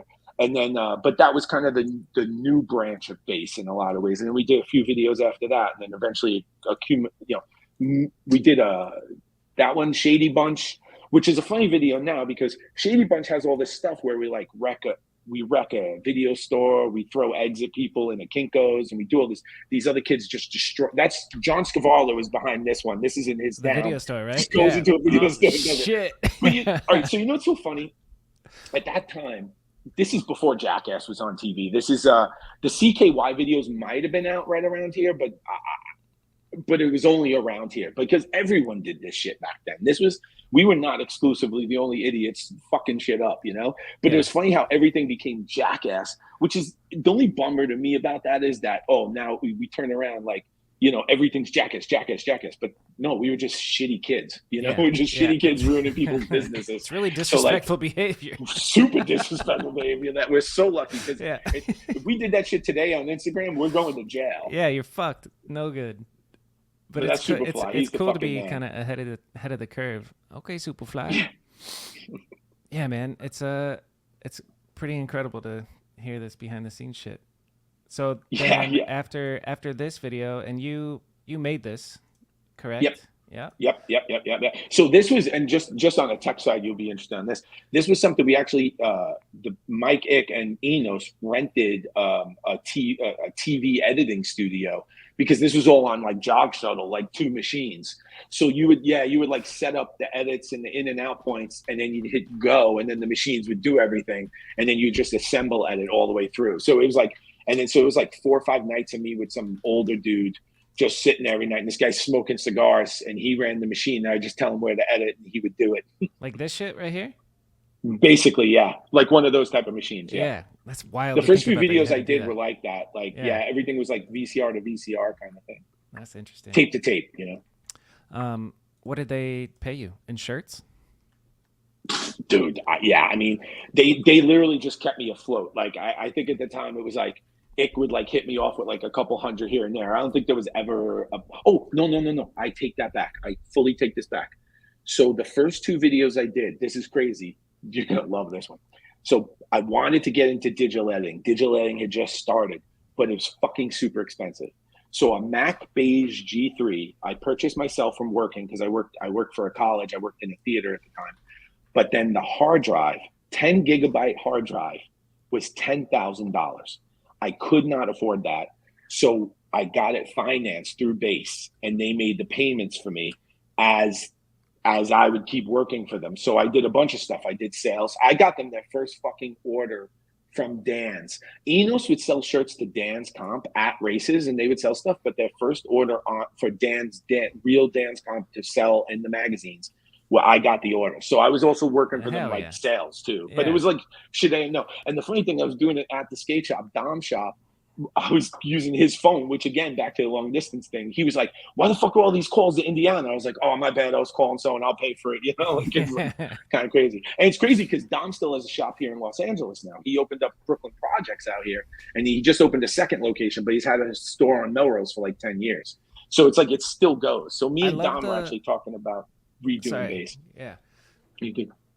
Did you mute? I'm sorry I interrupted. You and Dom are talking about redoing something? We're talking about relaunching B.A.S.E, like stealing it from Enos for a couple of years to make it successful and retiring. Yeah.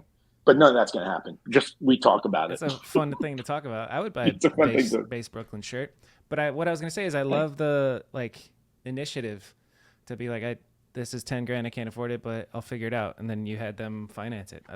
Had no choice. I mean, look, back when I started making videos, I shouldn't say no one, props were the only guys getting paid for it. Right?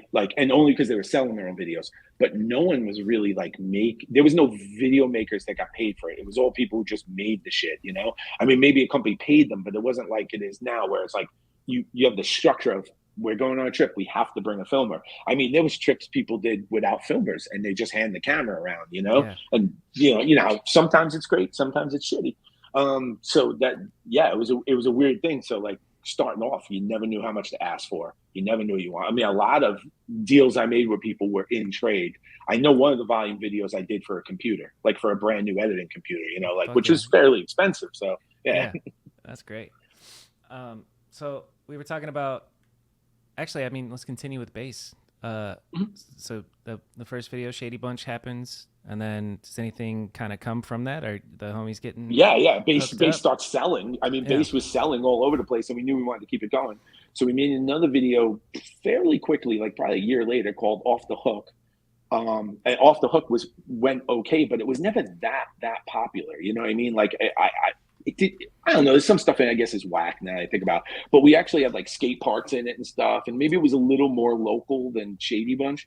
But then we just decided, now we got to make something good. And then we got real nuts about neighborhood superheroes, and we were like, this video has to be good. And we made everyone have good parts, and we weren't going to release that video till it was ready, you know, which was a nice change. Yeah, I think Neighborhood Superheroes is the one that kind of broke through to where, like, I don't know, my homies are like, oh, you haven't seen Neighborhood? That's one of the that's one of the videos where it's like, oh, you haven't seen that shit? It's, you know, it's life changing.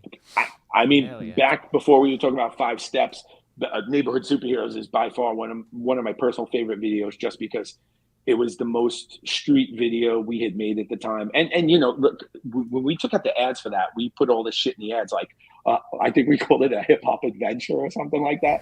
And then like at that time, hardly anyone used hip hop in videos. Yeah. So like people hated on that. Keith Terra fucking was like, I'm gonna quit. I don't want to ride to rap, all this stuff. And it's like, when you think about that in today's terms, like, no one would do that now. You know what I mean? You just be like, oh yeah, rap in the video parts. That's Robbie Morales' old truck that I bought from him. And then I had just gotten a new car, and we just decided to destroy it for the video. So we have this footage of it getting fucked up at the beginning for no reason. I just can't even imagine destroying a car now for no reason. Oh, yeah. What's if you could tell people to watch one section from this video, which part would you tell them to watch? Ooh, well, I can never say. Will, I think Will is the most amazing, because this is Will's first section. It has literally the first handrail Will ever did is in it, and then Will Talbot became street god for years, right? So it's like Will Talbot is just unfucking believable in this. So that's huge to me. Still Keith Mulligan's section, who is, he's a photographer and editor. He was at Ride BMX, then Snap BMX, came more from the race side. His fucking street part, Fuzzy Hall will always say the best video part he's ever seen in his life is Keith Mulligan's The Neighborhood Superheroes, which is when I hear like Tim Fuzzy Hall say something about something I made, and I grew up seeing Tim in the fucking magazines, that shit, like, I'll never show it, but I was like, what? This is crazy. I've impacted the people who've impacted me. Yes, I've done something. Yeah. Yes. That's a great feeling, dude. That's amazing. But Will is fucking street, man. There has never been a more street human than Will Talbot. He's the fucking best. Why? What makes somebody street? Why was he street? He literally was like a kid that just hung out and just looked for shit to ride and just rode. And he didn't really care about this stuff. Getting sponsored and all that shit just meant his bike ran better. You know what I mean? He really only cared about what he was doing. And he did approach it. I don't think everyone has to be this way, but he did approach it artistically. You know what I mean? Like like that. He always wanted little cool things in everything he did, like, and he just wanted it to feel right. And by feel right, how it looked, but how it felt to him. If it didn't feel right to him, even if it looked good on video, he's doing it over. Even if it looked fucking perfect. I love that. He really like loved what he was doing. And he's very talented musically too, Will. So like he made like cool beats and stuff. And like he's a super talented guy, but he didn't, like so many people we've all grown up with, he didn't always have the means to like express what he wanted to do and get it out there the right way. So BMX, I know, gave him something he wouldn't have had otherwise. And then he learned he's another one, learned to screen print at B.A.S.E, and now has his own business, and he's in Jersey now, but he has his own business, screen printing, and that's how he makes his living. Fuck yeah, that's great. Yeah. What a legend. And I heard he's making music again. Well, he said he is, but I haven't heard anything yet. What's his banger? Ooh.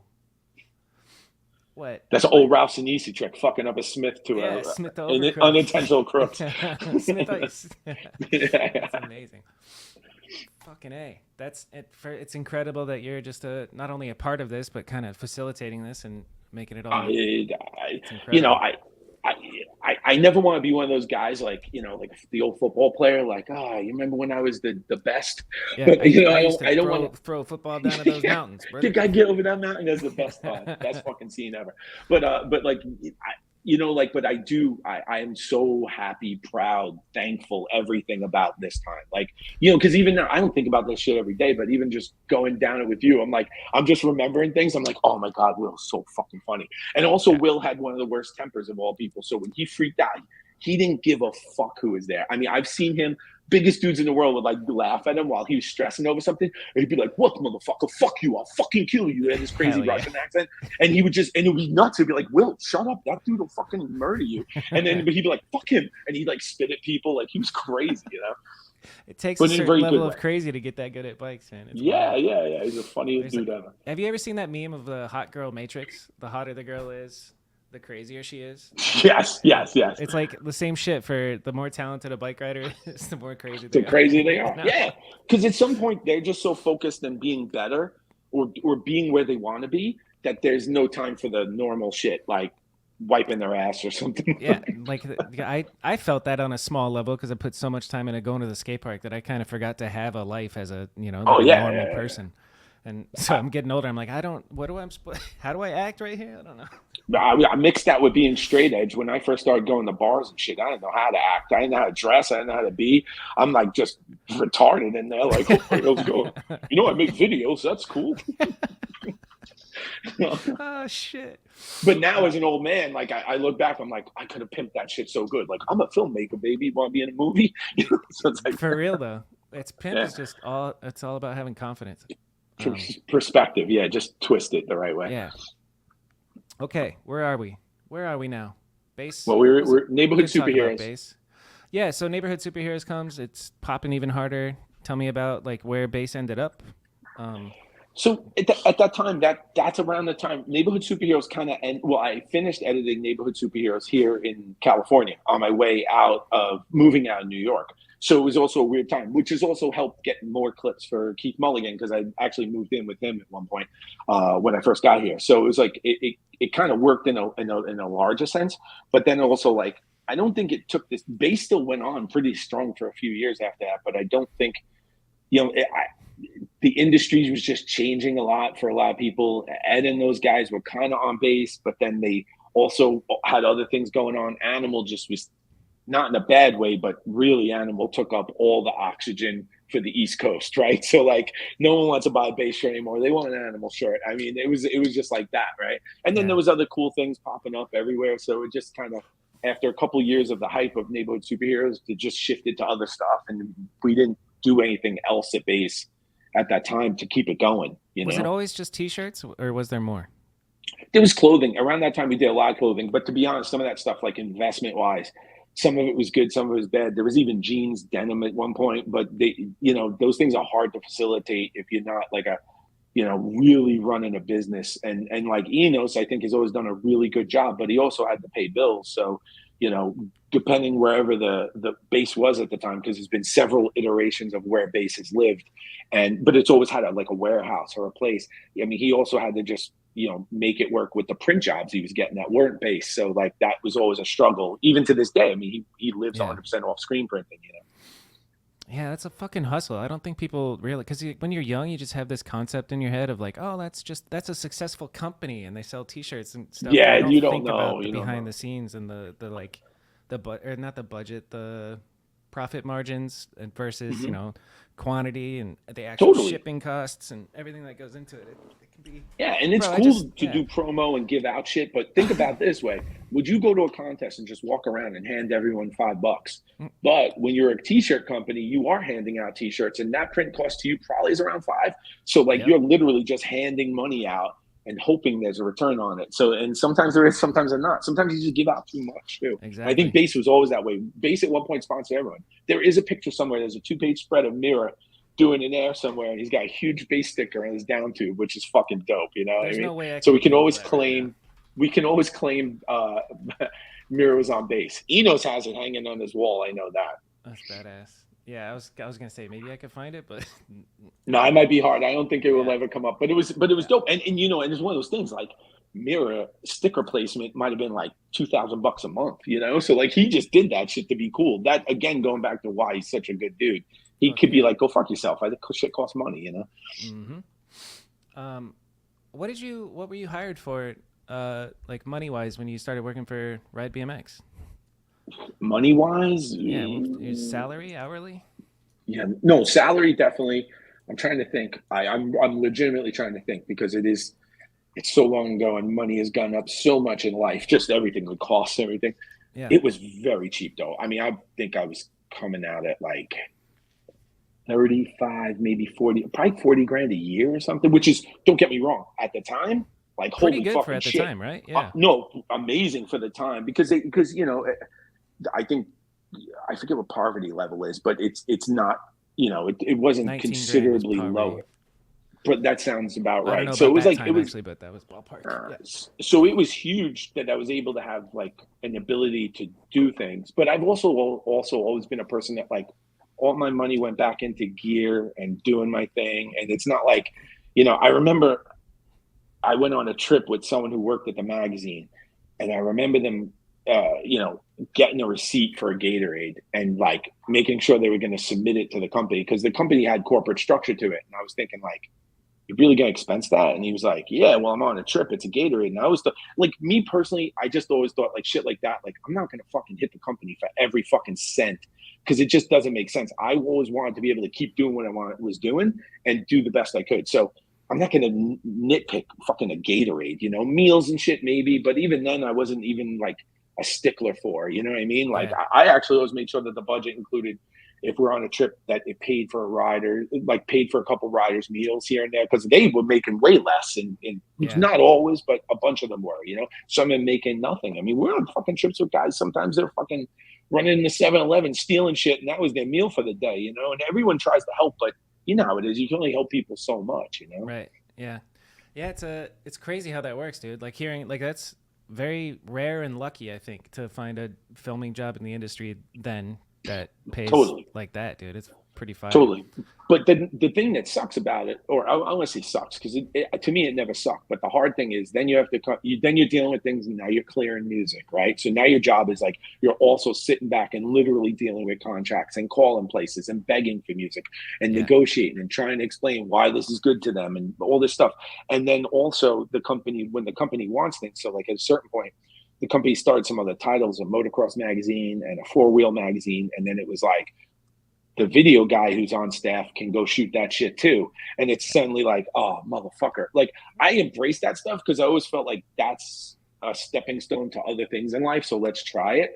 But if you are approaching it 100% like BMX, now you got to go on a trip for four-wheelers. It can be annoying at best. You know what I mean? Like, that's when it becomes not your passion becomes your job. And then that's where you have to learn to like kind of separate, like, this is my job, I gotta go do this shit, have a good and to be honest, now I struggled with that for a lot of years in the shit I do now, because I only knew BMX. I grew up professionally in BMX, so it's like I only knew to live, work, eat, sleep the shit. So then when I go into a new job that has nothing to do with it, I still have the mentality of eat, sleep, do it. But then it's like, whoa, hold on. This is just a job. I have to find a better balance, and I need to have time for myself and recharge and all these other things. But it also comes with age, because you get older and you're like, fuck, I can't do this shit 12 hours a day. Yeah, for real. So what are you doing now to balance out work? I try to take days off. So like Nice. yesterday I took a day off.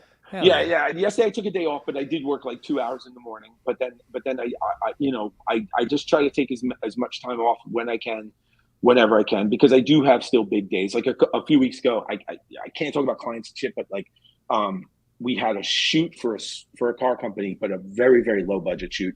And I had to go up to NorCal, and the only way to make it work for the money, and it was kind of like an introductory shoot for us with this client. So the only way to make it work for the money was hire a couple people that I trust and then do a bunch of the jobs myself. So I took what would be a 6-hour drive and made it into a 12-hour drive by picking up all the equipment on the way up in a minivan, and then, making that into a 12-hour drive, but then forgetting NorCal sucks for vehicles. So everything has to go in the hotel. So I had to unload and load the shit. So I had like this fucking 12-hour day to get the equipment there, 10-hour day with the client scouting, and then a 14-hour day shoot with a bunch of people with all this equipment, then drive it all home. I'm still hurting from that. My back, because and I'm like, why didn't I just hire a fucking PA? Because I could have squeaked it in. But I was like, do I really?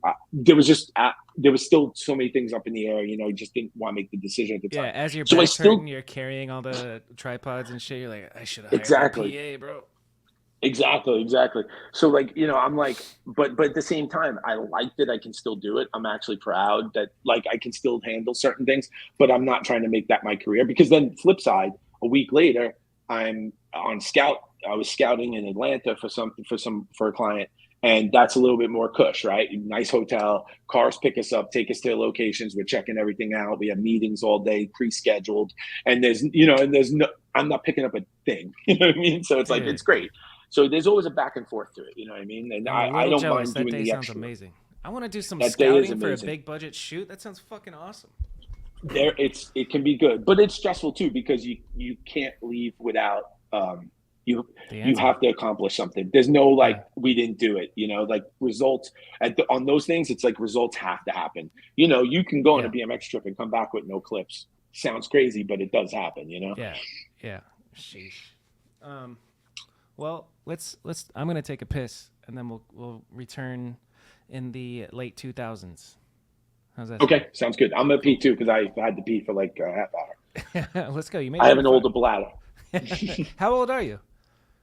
51. Damn. Just kidding. Old guy. Just kidding. That's all right. I mean, I know it. I was born in 72. Have you seen that clip of Kevin Hart and Don Cheadle? Kevin Hart asked Don Cheadle, how old are you? And Don Cheadle says like 65 or something. Then Kevin goes, damn. Yeah, that's crazy. Okay. Be right back. And we're back. Welcome back to Kanode Knows, the second best BMX podcast in the world. Today we got Glenn PP Milligan. I didn't really introduce you, but I'll introduce it before. But wait, why is it the second best? I jokingly say that because Unclicked has better numbers. But I've been told by several people that this podcast is way cooler. Good. I also like saying it. Well, now that I've like given away my answer, but I also think the Come Up had probably one of the best BMX podcasts before he stopped doing it. Yeah, I don't disagree. I think he did an amazing. I mean, I think he did an incredible job of just literally shifting the industry into his back pocket in a relatively short amount of time. Still to this day, I give him a lot of credit for it. I didn't always like every decision he made or thing he said, but I definitely, it's impressive to say the least. Yeah, you can respect somebody for doing shit, and it's very impressive. He's a powerful dude, and I'm impressed going back and like for you, for example, I'll watch the previous interview you did and just the amount of shit that he knows. I don't know. He probably didn't do that much research for you. He just knew all the shit because he's from New York and knew that era. But you could tell he did. Like Neighborhood Superheroes was definitely more his video growing up. He actually has B.A.S.E tattooed on his knuckles, but I don't think it's because of B.A.S.E Brooklyn. But I've never asked him. I meant to ask him. I might have asked him, but I don't know. But he definitely had B.A.S.E on his knuckles. So it could be from that. Yeah. That's which wild. Isn't crazy. So many people have done it. I have an animal tattoo and a couple other BMX ones. I wouldn't be opposed to getting a cool animal tattoo, but I don't know. I've always thought about like, should I get a BMX tattoo? I have a tattoo of like my camera from my first full length video. See, that's dope. That's dope though. That's because that means something. Yeah. No, trust me. I know. Like that's the point of tattoos. I think more than anything, anyways, the memory part. But then also like, it's funny because I've said this before. If you watch that interview, I probably said it in that. But like, I mean this from the bottom of my heart. I really only set out to make 1 or 2 videos tops. Like I always kind of thought like I'll make a couple of videos and then I'll try to get a job in TV and then figure out some sort of life, right? Yeah. But like I got like addicted to it right away and I kept wanting to do different things or find a different feeling. And honestly, I was addicted to premieres. When we started having premieres, that's like there is no better feeling than the room full of people and the yes and the cheers and the us, especially on the moments you want it to happen. I mean, obviously a big trick in the end of a part's always going to get that, hopefully. But the moments in between, even the little, like when you show someone's face and it's just an awkward movement and everyone laughs, you're like, fuck, that's what I wanted to have happen. That's it. It worked. You know, like you just get so fucking pumped. And then you start like, you'd be a liar to say you don't think about the next time you edit. Like, why did this work? Why did that work? Why did someone on BMX board say this particular piece of this video sucked? And then, but as much as that shit can fuck with you, it also helps you. It helps you realize like, well, maybe they're full of shit or maybe they're right, you know? Oh man, dude, the addictive feeling of a premiere. I've never heard it called being addicted to it, but I've been chasing that dragon since 2013. Like, of course. Best night of my life. Legit, when I was on stage for the Mediocre at Best premiere, I felt like I could die. Like I was like, I accomplished it. This is incredible. Take me. You know? Right, dude. I don't think there's anything better. No, and I see why famous people would be nuts for movie premieres because it's the same shit, right? Like they say something funny on screen, everyone will be like, "Oh my god, you're a genius," you know. Meanwhile, someone else wrote it, someone else shot it, someone else did all the work. You just read a line, but you know, but it's collaborative. It is. You know? It is. It wouldn't be shit without the writers. I actually had that thought earlier, just thinking about the fact that filmers were getting paid when writers weren't, for like certain examples, like a web video that you would sell to ESPN. Like I'm keeping that $300. I love you, but your sponsors give you the travel and shit. And that's, it's silly because what are people tuning in? They're not tuning in for your fucking fancy filming and editing. They're tuning in for the fucking writing, 100%. I agree with that so much. It's like, as much credit as I'd like to take for anything I did, it ain't happening without the writers. Period. And most, and it's also it's funny because if you ask someone like, what's the definition of a good video? It's such a collaborative thing. It really, really is. But the writing has to be there. If the writing isn't there, I don't care how good of an editor, filmer you are, shooter, whatever you can do, you're not making it better than the writer in the video. Yeah, big time. You can polish a turd all you want, but it's still a piece. Yeah. All right, so I wrote highest grossing BMX video ever made. You would guess is Drop the Hammer, and tens of thousands of units sold at $20-$30. For Ride, it was probably Basics though, because Basics never. Basics was the first one they sold instructional and then sold all the way through all those years. I mean, it still had decent numbers 10 years after, so it's like that would definitely be the highest grossing. I'd be shocked if there was anything that beat that, but I would never know what that number is ever. So that's one that you were involved in, but what about in the whole world of BMX forever? What do you think is the highest grossing BMX video ever? And I'm talking like physical copy, not digital download. I don't even know if that would be a contender. The money was back when it was VHS and DVD. Sorry, we actually went far enough that my headphones died. That's all good. I was like, wait, you sound different. I know. I was like, I was hoping that wouldn't happen, but oh well. Let me get a second. That's all good. Yeah, I don't know. I mean, I don't want to claim the ride videos would, but I just feel like from a distribution standpoint, it would, right? Yeah. Although, dude, domination, I used to hear crazy numbers from Rick on that, like here and there. But even then, it only sold through shops and stuff. With Transworld selling some of that shit through skate shops that probably just sold to the shop, never sold to anyone in the skate shop, and then selling to these random distribution companies that would put it into specialty shops, I would just assume that was the highest gross. I think you're right. If I had to guess, I would say Basics would be that. Yeah. That's interesting. I want to know the answer to this. Who would fucking know that? It would be no one, because the BMX IMBD might be the closest to knowing something, but I don't even know if there's a way to research that, because everyone, there's a great example about business. If you try to find that out about like soda or iced teas or just cars, there's all these like sanctioning bodies that know stuff. No one knows what the fuck went on with BMX videos, let alone BMX. I mean, still to this day, the bicycle industry really can't even tell you how many people ride bikes. That's crazy. No one's ever been able to figure out those numbers. Yeah, there's no census for... No. And that's part of why the bike industry always has these problems. We talked briefly about Interbike. Interbike, that shit, there needs to be more of that, like an aggregation of those communities. Look how big just cycling is in general, in America alone. I mean, forget Europe is like through the roof, but like when you talk about BMX, gravel bike, mountain bike, all this stuff, there's so many participants at every level. There's of course the people super into the industry, the nerds like us, but then there's also the people that just do it like, oh, I ride twice a week, but I'm a rider, it's like, right. So I just think that we have to find a way to get it back into a place where people can see it again, Yeah. I mean, if you're the second best podcast, you have a responsibility to figure this out. We brought up Interbike because we were talking before we were recording about when we've probably crossed paths. And I was talking about, I remember going to 08 Interbike in Vegas and walking around and being starstruck by seeing Chad Shackelford and all the that's awesome. That's one that sticks out in my mind because I was just obsessed with Shook It's On, and so that one I was like, oh my god, you're Chad Shack. Yeah. We probably crossed paths, and then we talked about that was peak Interbike. Yeah. Do you know what happened to Interbike and why it died?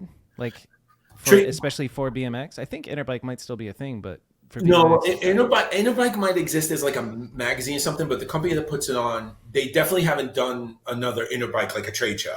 They talk about doing it. They haven't been able to do it. Bottom line, the internet fucked everything, right? Like, the internet is this weird aggregation of where it is brought all these people together, but also pushed them apart. And because now Interbike was a place to get the catalogs for the first time, to see product for the first time. But now that everyone puts it online anyway, there's no sane reason for a bike shop just getting by in New Jersey to fly to Vegas to go see parts and make orders when they can just do it all online, And then BMX companies struggle with this the most. The whole direct-to-consumer thing is good and bad, right? Direct-to-consumer is great for a company because they make a little bit more money. They're not splitting some of that money with a shop. So yes, that's great in one sense, but it also means like if you're Sombrosa, let's say, and you only sell DTC, direct-to-consumer, you now don't have you're not being seen other places. So how do you get people to be your consumers, right? Like there's no marketplace, there's no mall for it, so to speak. So it's a catch-22 that has slowly strangled the industries. I mean, it happened in skate too. Like, I mean, I know skate guys have made so fucking much money. I mean, like ludicrous amounts of money in comparison to what we made in BMX for filming and shooting pictures. And now they'd be lucky if they got paid $150 for a photo. Lucky, wow. Yeah. Fuck, dude. It is the internet. That is the answer. It is the internet. Like, what happened, and it's just entering a different. And you don't know what you got till it's gone. It's crazy that the good old days you didn't know were the good old days. No, yeah, totally. Yeah. No, and there's a whole like weird business to that too, right? Like, so the magazines used to work with certain companies, and those companies were the people who spent money with them, bottom line, right?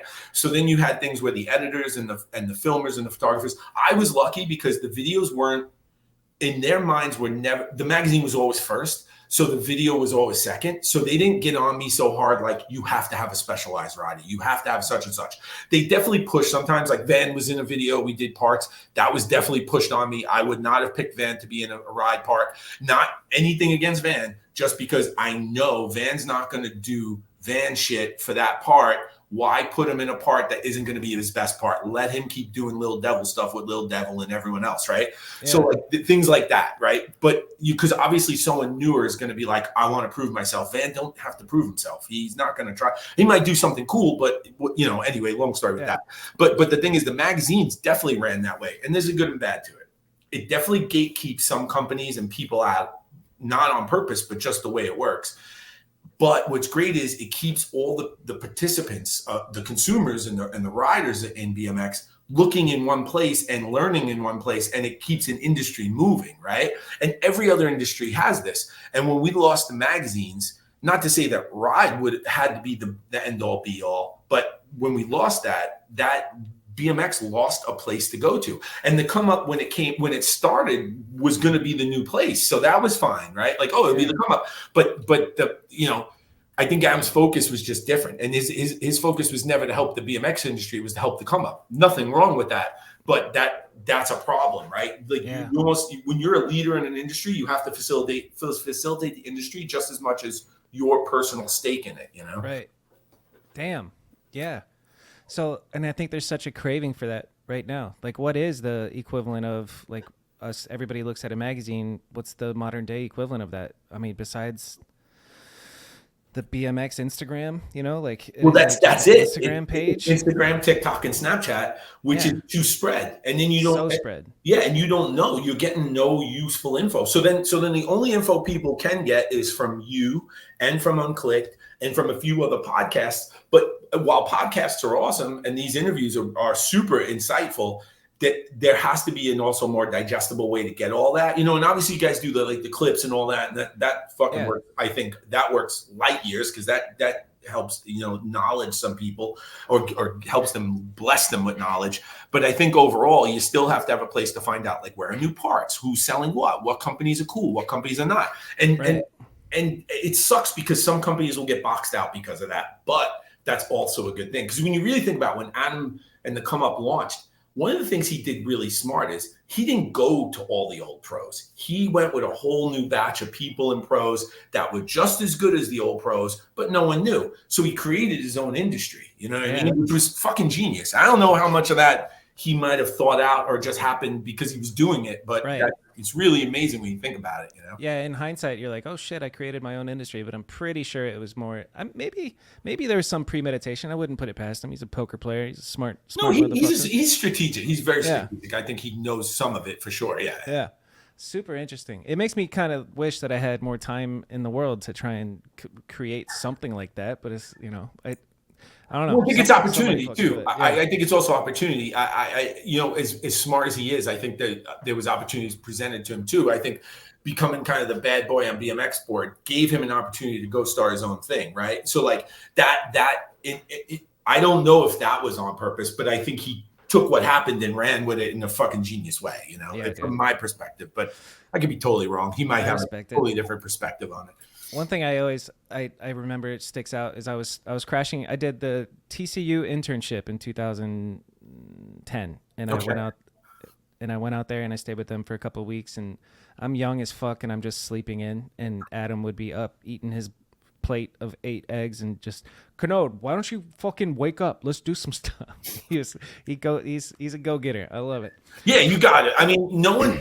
Yeah, you can't. You're not succeeding without that. You know what I mean? I think that's like we talk about here at work all the time. It's like not all younger people, but a lot of younger generation people don't want to work, and that's going to be a problem for them, because I don't think what they don't realize is all the people they look up to work fucking hard. They work every day. The most famous people in the world train every day. You see some singer dancer do some shit on stage. That's months of choreography. That's not, they do that shit on the fly, So exactly, it's like, so it's like, there's a lot, you have to have a strong work ethic to get anything right, Fuck yeah. Speaking of like the BMX board and that era, and just being involved, you were on the BMX board, right? they approved me for a little bit, then unapproved me, then approved me. Yeah, it was weird. I had a contentious relationship. But nevertheless, you're still in there getting involved. Like, what is it? What about nowadays? How involved are you in the internet BMX world? Like, who are you following? Who are you looking at? What are you doing? I new follow people all the time. People who will never know me. It's actually, I won't lie. It does make me sad sometimes. Like, I forget who was I talking to. I was at some event recently and I was talking to fucking Benny, fucking Dan Benny online. I don't know what's Benny's last name. I don't even know, but I know Dan Benny is the Instagram name. And I just remember thinking, this fucking kid does not know who I am at all. And that's fine. It doesn't need to. But I just felt like I must just come off like the most random, fucking overly excited human in the world. And they must be thinking like, what the fuck's wrong with this guy? But I was just stoked. I'm like, I love the shit you do. I think it's so dope. Like in my mind, I'm like, I wish I still film because I want to film a video part with you because we'll do dope shit. But then it's but then it's like, I'm just like creepy guy at the bar. Yeah, like, Benny's just like, some weird old passionate guy came up and said they were I think Biz had to pull me away because it was like stalkerish. But it's so funny because it's like, that's how much I actually do really love it. But at the same time, I'm not really a part of it outside of a fan version now. I always follow new people. I follow a lot of girls, and not for the creepy reasons. I'm just really impressed. Cool how many there are now. No, that's what I mean. There's so many good girls now. There's so many girls like really fucking throwing bars downstairs and eating shit, which is like fucking crazy, because like there was just a time where not that it seemed like they couldn't do it. They just had no interest. But now there's girls who love riding, and I just think that shit is so fucking cool, Shout out to Bloom. Yeah, right. And I've always thought that was amazing when there was girl riders, but now it's just like it's a whole movement, And Nina, that's so sick. I'm proud to say I put Nina in for a clip or two in the trails video we did for Snap called Rhythm, and I always loved that we tried to support early on, as best as we could. Fuck yeah! Shout out to the broads. Yeah, as they love to be called. I love them. Dude, I was filming this running race a few years back, and I was doing a little bit of live commentary for it. And this all-female team, middle of the night, they were doing these overnight relays. And I was like, middle of the night, I said some shit on Instagram Live, and I was like, and the girls are killing it, team, blah, blah, blah. Yo, I got the craziest hate email from one of the girls on the team, like, you don't refer to us as girls, we're women, blah, blah, blah. I was like, yo. I call grown men kid all the time. So like that is not a female. You know what I mean? Like I was like, chill the fuck out here. Yeah, I'm from Brooklyn. We say dumb shit. Like it's not my fault. Oh man. Fuck yeah. No, girls. People just love getting fucking mad. Yeah, dude. It's so stupid. It's kind of funny. I get it. I get burnt about shit. Oh, I get heated off dumb shit sometimes, but people take it too far. It's like, calm down. Like, so what, Yeah. What I do respect about that is they just emailed you directly instead of like making a fucking social media post about it and cancel Glenn. He called us girls. It's fucking ridiculous. Cancel Glenn, my favorite. Go doing it. A lot of people are just trying to be a victim for attention these days, which is hilarious. That is so true. Yeah. All right. Let's refer to the notes. Okay. I wrote down, I'd like to know a lesson you've learned from your time in BMX that is working for you in what you're doing today.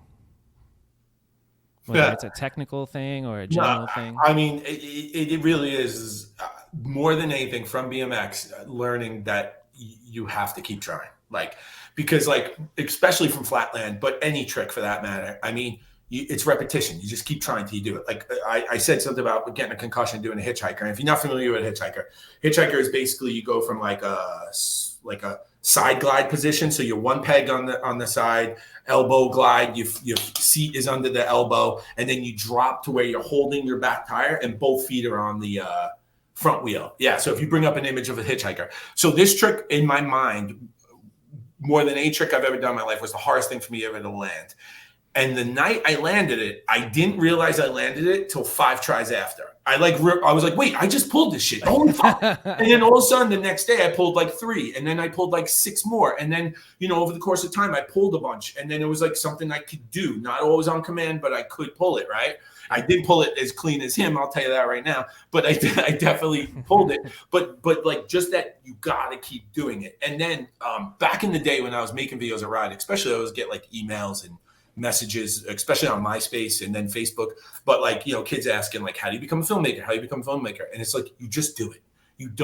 There is no setting up for it. You do need to learn some shit, but the most important thing is go out and do it. Because truly, if you go out with your friend and film 5 clips, put it together and put it online, especially now, you're a fucking filmmaker. The end. You did it. And now you can keep doing it. And you make your next one better, and you make your next one better than that. And before you know it, you're going to look back and be like, wow, I did all that. And that's fucking cool, So cool. So I agree. Yeah. Learn by doing and keep on doing. Yep. Those are the lessons. It's amazing the things you learn just from trying to learn a BMX trick, because it applies. And even just like navigating the BMX industry and like meeting the people and realizing everybody's just a person. Like you have everybody on a pedestal when you first start, like, Absolutely. oh my God, that's them. And then you realize they're just like you. And then that has applied in other industries for me too. Like I don't know how to explain it, but that shit applies, No, I agree. Cause the example I'll give is I was very starstruck by a lot of BMXers I've met over the years. Because of that, I'm not overly starstruck with famous people that I've shot for industry stuff I do now. Yeah. Because and I know how to and it's a very important skill, because you have to be able to walk into a room with these people and treat them as people, because the second they feel like you're fanning out, they will fucking shut down in front of you.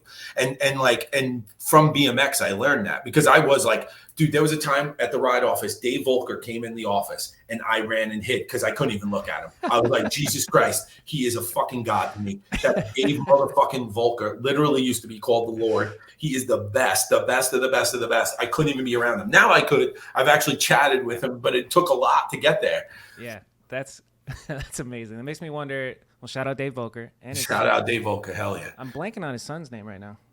Cole. Dude, he's so sick. Dude, it's so crazy. His kid's such a good rider.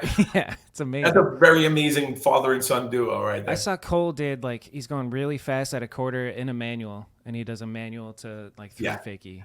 It's interesting too, because while he does some burly shit, he's way more technical than his dad ever was. His dad is burly as fuck, right? And then it's interesting. I do always wonder if they have conversations where his dad's like, don't be a pussy, just go big. And he's like, Dad, do a manual. I bet you can't do it this time. Like, you can only do it at 70 miles an hour.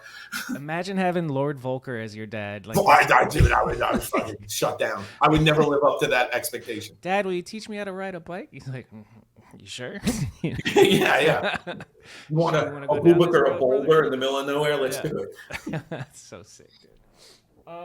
All right. Would you like to play a quick game of Would You Rather? Oh, shit. We'll try. And would you rather, I guess, spots or tricks is the question when it comes to just making a or getting a clip. If you could only pick one, you get to choose spots or you get to choose tricks. It's got to be trick then. It's got to be trick then. But spots are if I have to pick one, but to me, it's so equally both, right? Yeah. Would you rather cruise around all day with the homies or just go for a one and done mission? Cruise around all day with the homies. If there's anything I miss, it's that. I don't miss filming someone do a trick. I miss chilling with people till ungodly hours at night, talking about nothing. And suddenly the sun comes up like, motherfucker, I should go home. I can only imagine doing that in fucking New York, dude. Because in New York, that's how it would go. You basically go to the time when there's this 15-minute time where New York actually does kind of go to sleep for 15 minutes. It's around 5:30. It's the streets are quiet. You'll hear a couple garbage trucks, but there's no one. And then all of a sudden it gets busy again. And that moment is the greatest thing I've ever witnessed. And I'm lucky that I've witnessed it many times. That's amazing, dude. Wow. I like that. The idea of that moment. It's a weird moment, but it happens. Yeah. Okay, that was a weird one that Chadwick did. Let's see. Would you rather film or edit? Ooh, unfortunately, edit. It feels more like you could. Filming, I feel like, can be very basic sometimes and still be just as good. But editing has to be good to make it good. If that makes sense. Yeah, big time. You might make me change my answer because mine was filming. Filming's more fun because of the interaction with the rider. But overall, if you're trying to make the project good, editing's more important from my perspective. Braggadocious. I edited some Ryan Chadwick footage of Matt Ray, and the video popped off. It's really good. It edited to Rick Ross, but I think that my editing made it that much better. No, but I do agree with that, because I do think an editor can make it a little bit better. I don't know that filming makes it a little better, other than when you talk about like, you know, like lines on lower stuff being like low at a fisheye, that type of stuff. But that's like, again, that's very basic, and most people understand and know that skill, right? So it's like editing is something not everyone can do, period. Facts. We out here, Glenn. Cali spots or East Coast spots? East Coast spots all day. I knew that answer before we even asked it. Well, here's the thing, and this goes back to the hanging out with the homies.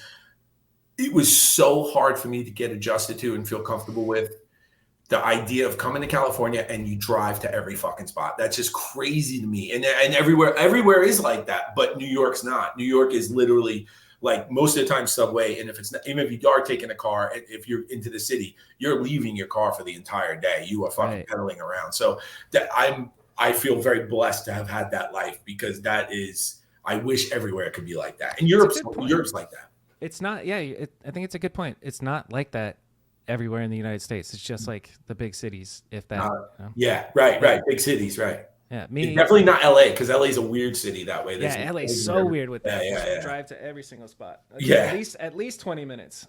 Yeah. All right. Glide cam or handheld? Handheld. My guy. If you said glide cam, I don't know if we could be friends. Would you rather film pros or your friends? Oh, friends.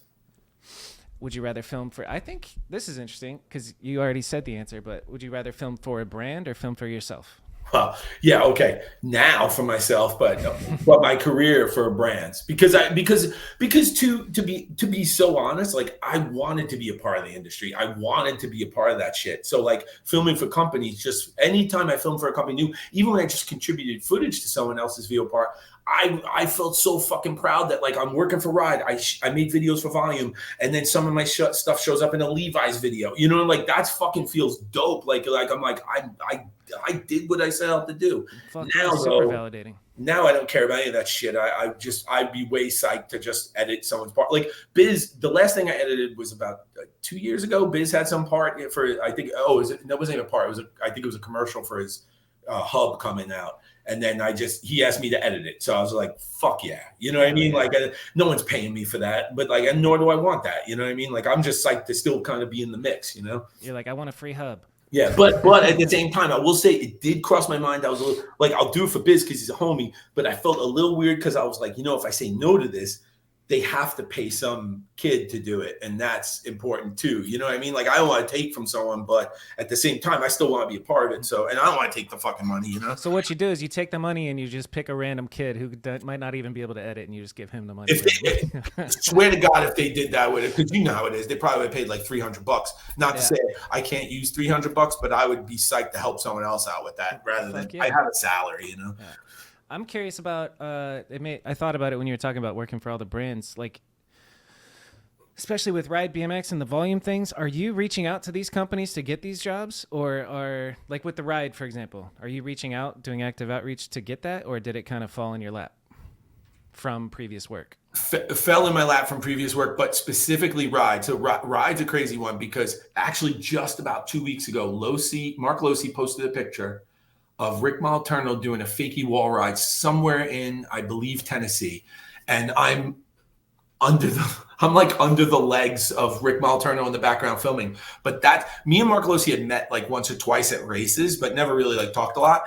And I don't know, me and Rick weren't on the greatest terms, even though I was working for him at the time. And then Mark came out to shoot him for a potential interview, and I was working for Standard. And then so I was to go to film everything Rick did to use in Standard Country. And we drove 10 hours. Mark had rented a car. They stuck me in the car with Mark, but I say stuck now, but at the time it was like, well, you go sit with him so he's not alone. And then this guy, Sean Murphy, who's like Rick's best friend. He lived in the same town. He stayed with Rick the whole time. But we ended up never finding anything. So we literally went 10 hours for one trick and then drove back. So it was like fucked, right? But me and Mark had this great conversation. And then fast forward 3 months later, they wanted to start making videos again because they'd already made one or two. And then it's that relationship. Yeah. And then he was like, he recommended me. And then I got on the phone with Brad McDonald, who I'd met once or twice before, and Todd Toth, who was this main sales guy at Ride at the time. And we hit it off pretty good, and then I got the job. So that was it. Fuck yeah. I want to find and to be honest, I didn't even totally want the job because I had already moved to Iowa, and I felt real weird about it. So I was like, I don't think I want to do it. I was there for that. That was Mike Spinner in China. I just pulled up a random. Yeah, I was there for that. That was Mike Spinner in China. And here's a really funny story about this. This is in Beijing in 2007. And these guys came out to kick us out. And they didn't kick us off the banks. They kicked us off the grass that was right there. And they let us do whatever the fuck we want on the banks. But because China protects the grass way more than concrete. So it was awful. I kind of respect that. Yeah, it was interesting because we thought like we start packing up and they were like, no, you stay, just no grass, and we're like, oh fuck yeah, dope. Cool. Fuck yeah, grass doesn't count anyways, you know. Just kidding. It should be relatively recent, but I don't know if he posted it. Weeks ago. I just don't know if he posted it or if. Like this is a fakey wall, Dave Mirra. No, it was. He'd be wearing red and like shift stuff most likely. Let's see. It would be that's it. The nose pick on the wall. So that's me under there. Oh, that's a much thinner me. Look at you. You're a little baby. Wait, why is it going out? Look at that stance. Yeah. Dude. I'm probably wearing a triple extra large base t-shirt and probably shift shorts. That's amazing, dude. And a base hat. I wish I knew how to fucking zoom in more. I can't. Oh well. Dope. Very fucking cool. Yeah, that was super fun. Yeah, let's take a random scroll through Mark Lucy's Instagram. Mark Lucy's is good because there's another one I was at, the one right there, Dennis Henderson. So that's me with the camera. You can see a wire because I was shooting digitally then. I was shooting right to a hard drive. So I had that Canon. I forget what Canon it was, but it was a Canon that would go firewire right to a drive. And you could always run a tape. So every once in a while it would misfire, but the tape would still capture everything. So most of the 6.0 video was filmed on that camera. And how much of the 6.0 video did you film? Oh, the 6.0, the first 6.0 video. Writing on the wall. Writing on the wall, I probably filmed like 80% of it. Hell yeah. That's amazing, dude. So your relationship with these boys is probably pretty tight with them. Yeah, it was crazy because I didn't really Nigel, Garrett I didn't know very well. Nigel I knew the most. Dennis I hardly knew. And then Spinner didn't know it all, but I love those guys. Like being on these trips with them was super fun. But it also, I'll be honest, I started realizing, yeah, that's me down there in the gray. Yeah. But it's funny. It's like this is when I started realizing, like, oh man, I'm getting old. Because like Gary would be running around the Airbnb with no shirt, and I was just uncomfortable. I'm like 30 something, and he's below 17, and I'm like, yeah, this is a bad look. I'm out here with these kids. Yeah, I saw this. This was so sick to see young Aiken. Oh yeah. This fucking Aiken is the best, bro. Fuck yeah. All right. Would you rather film indoors or outdoors? Oh, outdoors. I think I agree. Although if it's a special project and you're lighting it cool and you're doing something very special, and nothing beats that. But if like indoor skate park, like yeah. Lame. Burley or tech? Like a dead man thing or tech? Tech. I always came from more of a tech place. Are you more of a line guy or a single trick guy? Definitely line guy. I love filming lines, dude. Yeah. Lines, I think, are the best. Plus, selfishly, when you have a good line, you're taking up a good section of the there's a math to it all. The bangers go real quick and the lines take up more space, so it's pretty important. Especially, dude, but there is no better feeling when you're editing and you say, all right, this would be a good place for this line. You throw it in and the beats are just hitting. And you're like, fuck, that was so good. I hoped it would be that. I couldn't plan for that, but it worked. Fuck yes. That is the best feeling. Just accidentally like, oh shit. The accidents. You know what I was going to ask is if you had to start a project right now, would you rather start a full length with, 6 pro rider sections or a documentary about something interesting?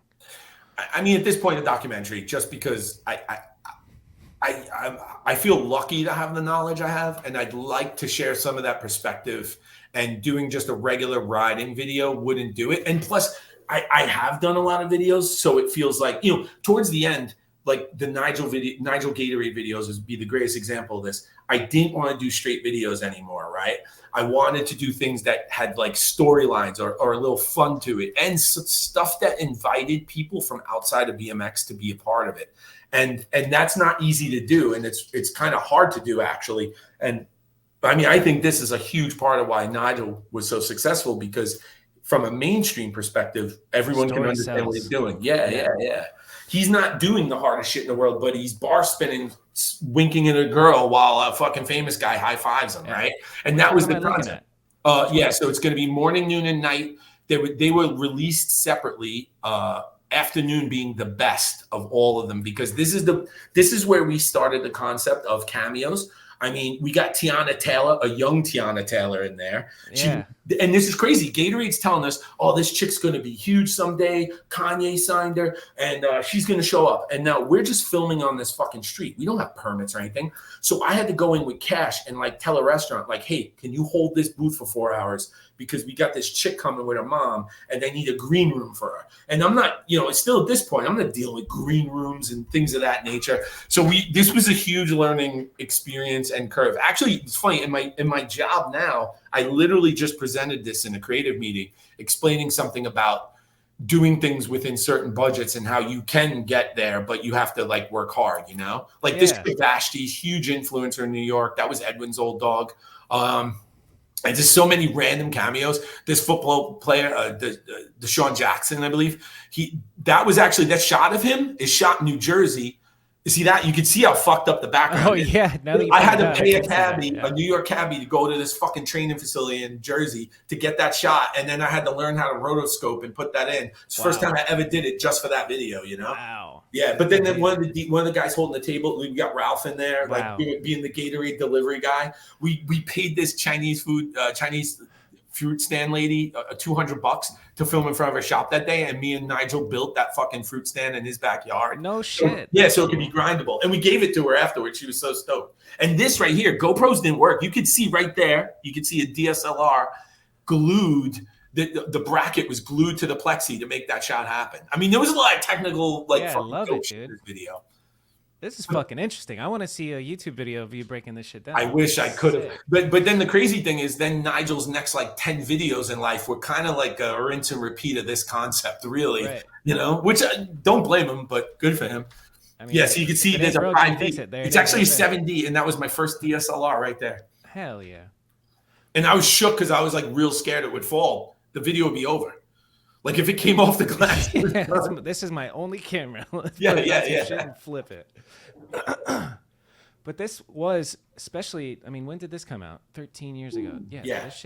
This shit was very progressive for its time. Nigel kind of took this formula and ran with it, but this is great, dude. I mean, this is what I was most interested in. And what I liked about was this was something a kid could watch and be like, I want to ride bikes, and that's what I wanted to do. And I feel like, I can make all the DVDs in the world of like riders doing their tricks, which is nothing wrong with it. This shit's dope. And obviously I did for years, but you do it so many times. You're like, I'm not going to do it better than I've done it before. What can I do next? Yeah. I love that, man. That's super relatable. Yeah. And it's hard. It's hard to rethink things and do new things. But I want to try this type of shit, like tell a story. And you definitely could do it. And that's the other thing. You do know, you understand this. Like anyone can do it, especially now because fucking even cell phones are so good. But if you have any type of idea of how a story works, you can do that, you know what I mean? And then you try to apply it to the person you're dealing with, So like in this particular case, that was very much written around Nigel and as I knew him at the time. So it worked perfect, It's beautiful, man. Thank you. Sick. I'm always very proud of that one, especially. I'm glad that came up. What do you think the future of BMX filming looks like? Oof, that gets tough, doesn't it? I don't know. I do think it's going to retro soon. I think we're going to see more DVDs. I'm going to say his name wrong, and I hate doing this because I'm so bad at names of people I don't know. But Scott M out here, Scott Marceau. Yeah, Scott Marceau. Thank you, because I knew I knew I was going to fuck that up. But he does those things where he has those like. I just recently learned about this too, where he has these nights where people come and show video parts. They do some old ones and they do some new ones at bars. Yeah. I went to this and I was like, this is the greatest idea I've ever seen in my life. This is the type of thing that can actually save what we used to do, right? Because like now because the problem with like online parts or just putting edits out on like Instagram is it's so throwaway, unfortunately, right? Yeah, you don't want it to be, but it just is. And this allows it to give it more and make an event around it. And going back to that addictive feeling of the premiere, now you can have that again. And dude, that's so important because that builds community. And what was really interesting to me is like when I went there to his thing, I had just heard about actually this guy that works with me, Andy Persing. Do you know Andy Persing? You know the name at all? No. He goes by Andy Dreads BMX on at Andy Dreads BMX on that sounds Instagram. Familiar. Yeah, dude, he talks to everyone. Andy knows more about anything. But Andy's a dude I met out here years and years ago. He rides BMX. He's a amazing motion graphics guy, and just through the happenstance of work and life, we ended up working together. And he works at Optimist as well, so he was the one telling me that thing was going on because he still follows a lot of stuff. And man, that shit was so fucking awesome. Like I was really like, this is awesome. And I bumped into people like Biz and Morales there. I didn't know they were going. These are guys I used to hang out with every day. Now I'm bumping into old friends, but then a lot of the new school kids were there. Dan Benny was there. There was a lot like, and so to me it was like, there's heavy hitters from the industry here. This needs to be done more. So I hope Scott does those just bigger and better. And I hope I realize when they're happening, so I go. But that's that one happened to be real close to my house. But I would drive for those for sure. That's another inspiring thing. I would love to host shit like that, or at least attend one here. You have a big enough scene out there that you get enough people to come. Like, you could facilitate that easy, Dude, we got ideas cooking. Glad I love it.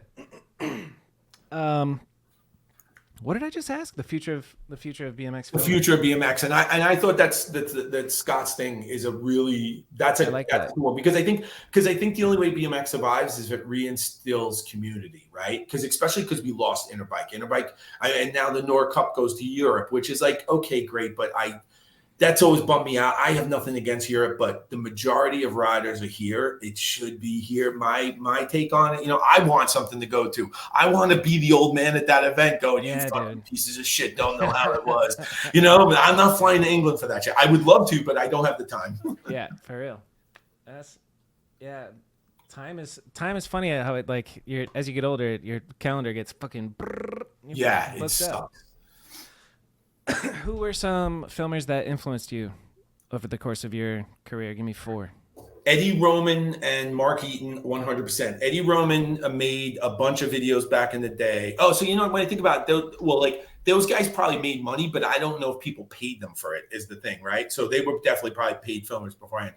But Eddie Roman did a lot of street stuff, and he was considered one of the first street riders in a lot of ways too. But he made some of the first Dirt Brother videos, which those are mind blowing. It's so crazy because when you look at a Dirt Brothers video from 90 or 91, that looks more like an animal video, fast forwarding 10 plus years. So it's like, it really was like next level shit. Like Vic Murphy, Pete Augustin, Brad Blanchard. I should know all these names. But those videos, me and my friends would come home from school, just watch those. That's the videos we watched till they fucking broke, Nice. And we'd have multiple copies of it. It's like we order rings and a video with it. Do you remember like noticing the way shit was filmed so much as it was just documenting doing the thing? 100%. Oh, there's another thing. When kids used to email me like, oh, how do you do this or how do you learn and all that stuff, I would always say, take your favorite video and go out and copy all those shots. Because I would do that from skate videos, from definitely bike videos, of course, bike videos, but like just recreating those. Because I'm sure you have this moment every once in a while, you film something and it just brings you back to another video you watch. You're like, oh, that reminds me so much of that clip of so-and-so. And sometimes that sucks. And sometimes that's a dope feeling because you're like, oh, that looks good. I did it right. Or just like, the way you zoom off sometimes when someone lands something, you zoom away and you've seen that in another video. You're like, oh, that's just like the end in this, it's like, you got to create those moments. And the thing is once you learn by imitation, just like when you learn to speak as a baby, and you learn by imitation at first, and then you take it and make it your own, Yep. As much as you can. Some people never get out of that imitation point, and that's sad. I find that in the industry I'm in now with a lot of creative directors, they're just copiers. They just bullshit and copy. They don't ever try and make it their own, which I think is really sad. But they're also very very well paid people for that, which is crazy. Like some of them, like, hey, I just copy everyone and I make a lot of money. Good for you in a way, but I actually would how do you sleep with yourself? Yeah, I would rather fucking fail trying to do something different, even though it might come out goofy, and then hit the one that's good. You know what I mean? Because I think my videos were like that over the years too. I think some of them were like, because we're trying to do something a little different that didn't just quite work, but the ones that worked well. So I'm like, I'm proud of that, you know? Yeah, that's what I was talking to Steve Coteau about you, and he said that he said On the Clock was ahead of its time as far as like a theme goes, and he respected nice of him to say. Yeah, yeah. I was like, I have that tattoo too. I have an On the Clock tattoo. Hell yeah! Because I thought that was going to be my last video ever. No shit. Yeah, I just was like, it's time I start doing something else. But then I made a few other things, including the 6.0 video of that. But 6.0 felt like that was a huge opportunity because I grew up wearing Nikes. I love Nikes. I had Jordans in high school. To be able to work and do some stuff for Nike was just like, I felt like I had made it, you know? Yeah. What about modern day filmers, especially in BMX? Who are you sweating? Who stands out to you? I feel like there's fewer to choose from. There is, and I don't know many. You know what I mean? Like, I won't lie about that. I don't know much about what people are doing on the filming side because, again, there's no aggregation of it, right? 90% of the dope clips I see online are generally filmed by someone who handed their phone to someone else. Yeah. And there's nothing wrong with that because I think as a rider, too, you have to do that. So it makes total sense. But when you do see something dope, it's like, oh yeah, that makes sense, you know. And I like, but what does stand out to me is I would say Sombrosa stands out to me quite a bit because I just notice they always are putting out new stuff, and I see like more quality in what they're doing, you know, than a lot of other people. I shouldn't say than a lot of other people. I just see actual filmers in there, like actual cameras a lot of times when I see clips, and that's just the thing. Now, when I watch something, you know, that you can always tell when someone's like this versus someone who's like, you know, hunched down, like you just see the angle. If the camera's close to the concrete, I love you. If the camera looks like, if you're just fucking tourist position, like just filming at Disneyland, I just know it, you know? And I'm guilty of it too, because, and I'm sure you've had this, you're on a trip and you're like, this motherfucker's trying this 100 times. And then you just start getting a little lazy in the movement, but you know, that does happen and then too. They fucking land it, dude. And you're like, yeah. Sometimes like, it's like, dude, this ain't even going to make the fucking video. Why am I still here? I filmed it super good for the first 100 tries, bro. Yeah. And then you pull it on the one I fuck up. Yeah. For real.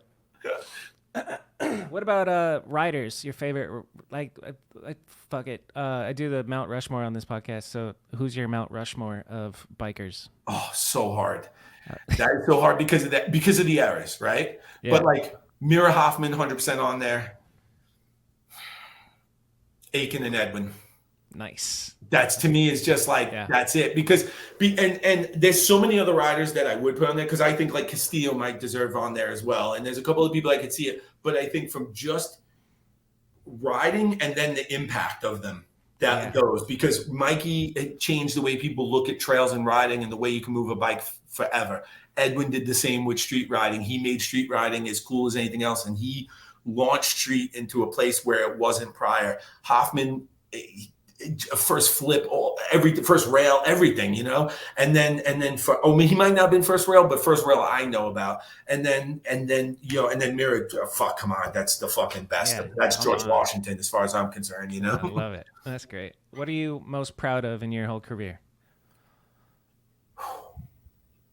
That I'm still alive. That's real. couple times it was close. I most proud. Fuck, that's so hard. You know what I'm proud of? I'm proud that it's been different the whole time. I'm proud that I started off doing one thing, like making videos, and I was able to change it up, and that there's a difference in the videos. Because if you look at, you know, Domination to Neighborhood Superheroes to Drop the Hammer to the Nike video, and then doing shit like the Big BMX show, and then making videos like the Nigel one, I'm just glad I was able to be in a position to switch it up and not get stuck doing the same thing, because that could have easily happened too. I could have worked for someone who was just like, oh no, just do this, and then my tanked because of it, you know. Speaking of big BMX show, dude. Well, look, this happens to me in my office, so I thought I'd bring it. Hey, let's go. I actually have it because we were using it for. It was a little joke. Hold on, let me get you. I'm gonna make you bigger so that we can. So I can do it. Yeah, so I do a full intro? Yeah, do a full intro. Let's go. What's up, everyone? This is Glenn P.P. Milligan for the Big BMX Show, and I'm sitting here with Kanode Knows. Damn, blast from the past, dude. I love it. That's amazing. Cool. Fuck yeah. I'd be proud of just being alive too. You were straight edge and I was just partying my dick off from like being 23 to 29 was a shit show, dude. Yeah.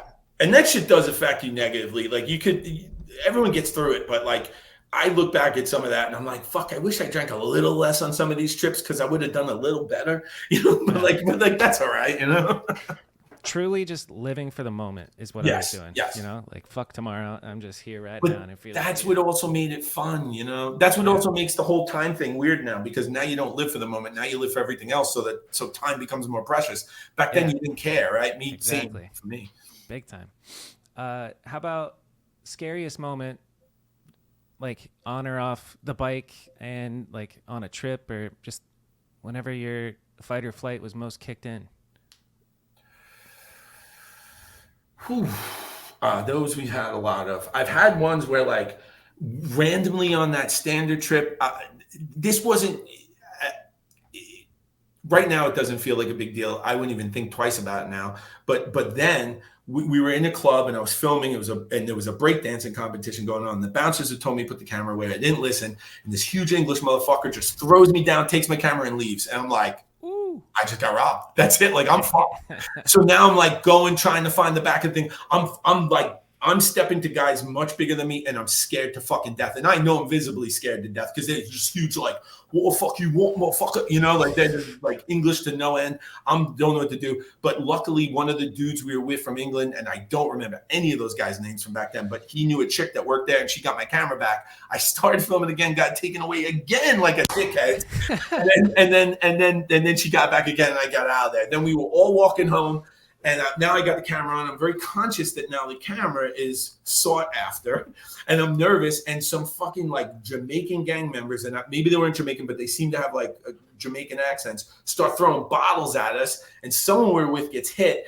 And then we got to run out of there because they're like, oh, yeah, they'll stab us. And I'm like, what do you mean they'll stab us? I come from New York where that is possible, but I didn't think that would happen in England, Yeah. So I remember that from way, way back then. But then fight or flight modes, I mean, there's been so many weird ones. We've had like out here just gang members ask us to take our hats off. But I've always maintained that if you talk to people, you can get out of a lot of stuff. So I'll just talk to them and be like, well, what do you need? What do you want? You want us to take the hat off? The hat's off. No more New York. We don't need that shit. Like it's fine. I don't care. I'm not living or dying for this hat. And nor do I want you to feel like you have to kill for it. So like, but like things like that. But I've definitely been in that where people have like stepped to rob us, but I was so lucky it never happened, because I do think that alters you. I had a homie in high school. This guy knew we were kind of tight. He was a comedian. He always made a lot of jokes about a lot of people. One day driving home in the train, he's goofing on someone, or taking the train home. He's goofing on someone, and this kid pulled a gun out, put it in his mouth, and made him cry. And he was never the same. He never made another joke. I never saw that kid make a joke ever again after that. And like, I feel so lucky that shit never happened to me. Because like that shit will change you. Like when you realize how helpless you really could be in certain situations, you will not go. Some people don't get over that, and it's not to say that they're weak, or it's just you don't always have the facilitation to get out of that mentality. So I was very lucky that we never had too much of that. We've gotten into fights and stupid shit, dumb shit all the time, but I was always very lucky. Let's put it that way, dude. That's a crazy story. He was never the same after that. No, he never was. Dude, that kid was class clown, they're always life of the party kind of guy, But this is like 9th, 10th grade in high school. Yeah. And then he got that gun put in his mouth, and he was never the same. And I don't blame him. I would have fucking shit myself. Yeah. I've had guns pulled on me a couple times. It's terrifying, Shush. Do you have a gun? No, I don't. Me neither. But I live in a place where I could have one, and I probably should. The way the government and everything's going these days, I start to think like maybe having one's not a terrible idea for keeping people out of the house. Yeah. But I'm just hoping I can work that out another way. Yeah, we can navigate it without. Just talking about that reminded me of the Catfish shit, because you're good at diffusing situations, but this one's an exception.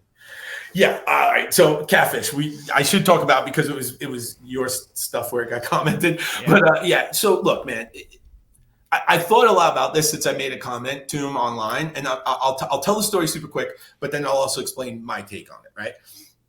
A few years back, I just post randomly a clip of Ivan Drago saying, if he dies, he dies, in reference to Donald Trump getting COVID. Catfish, for whatever reason, Catfish now, I'll tell this part of it after, but Catfish takes offense to this personally, as if he's Donald Trump's fucking liaison, just rips me apart online and tells his followers, go get this guy, and where does he work, and who's his people? We should fucking make sure he doesn't have a job tomorrow. Like, says some shit like that. And I honestly don't remember. There was a time I had screenshots and everything, but I honestly don't remember the exact wording, but it was to that effect, right? And it was like really uncalled for on so many levels from my perspective. And to be honest, I never even seen it. I had friends of his sending it to me because he blocked me then since. So I was like, what the fuck is this all about? So I try to hit him up. He doesn't respond. Then I start getting all these messages from all these burner accounts.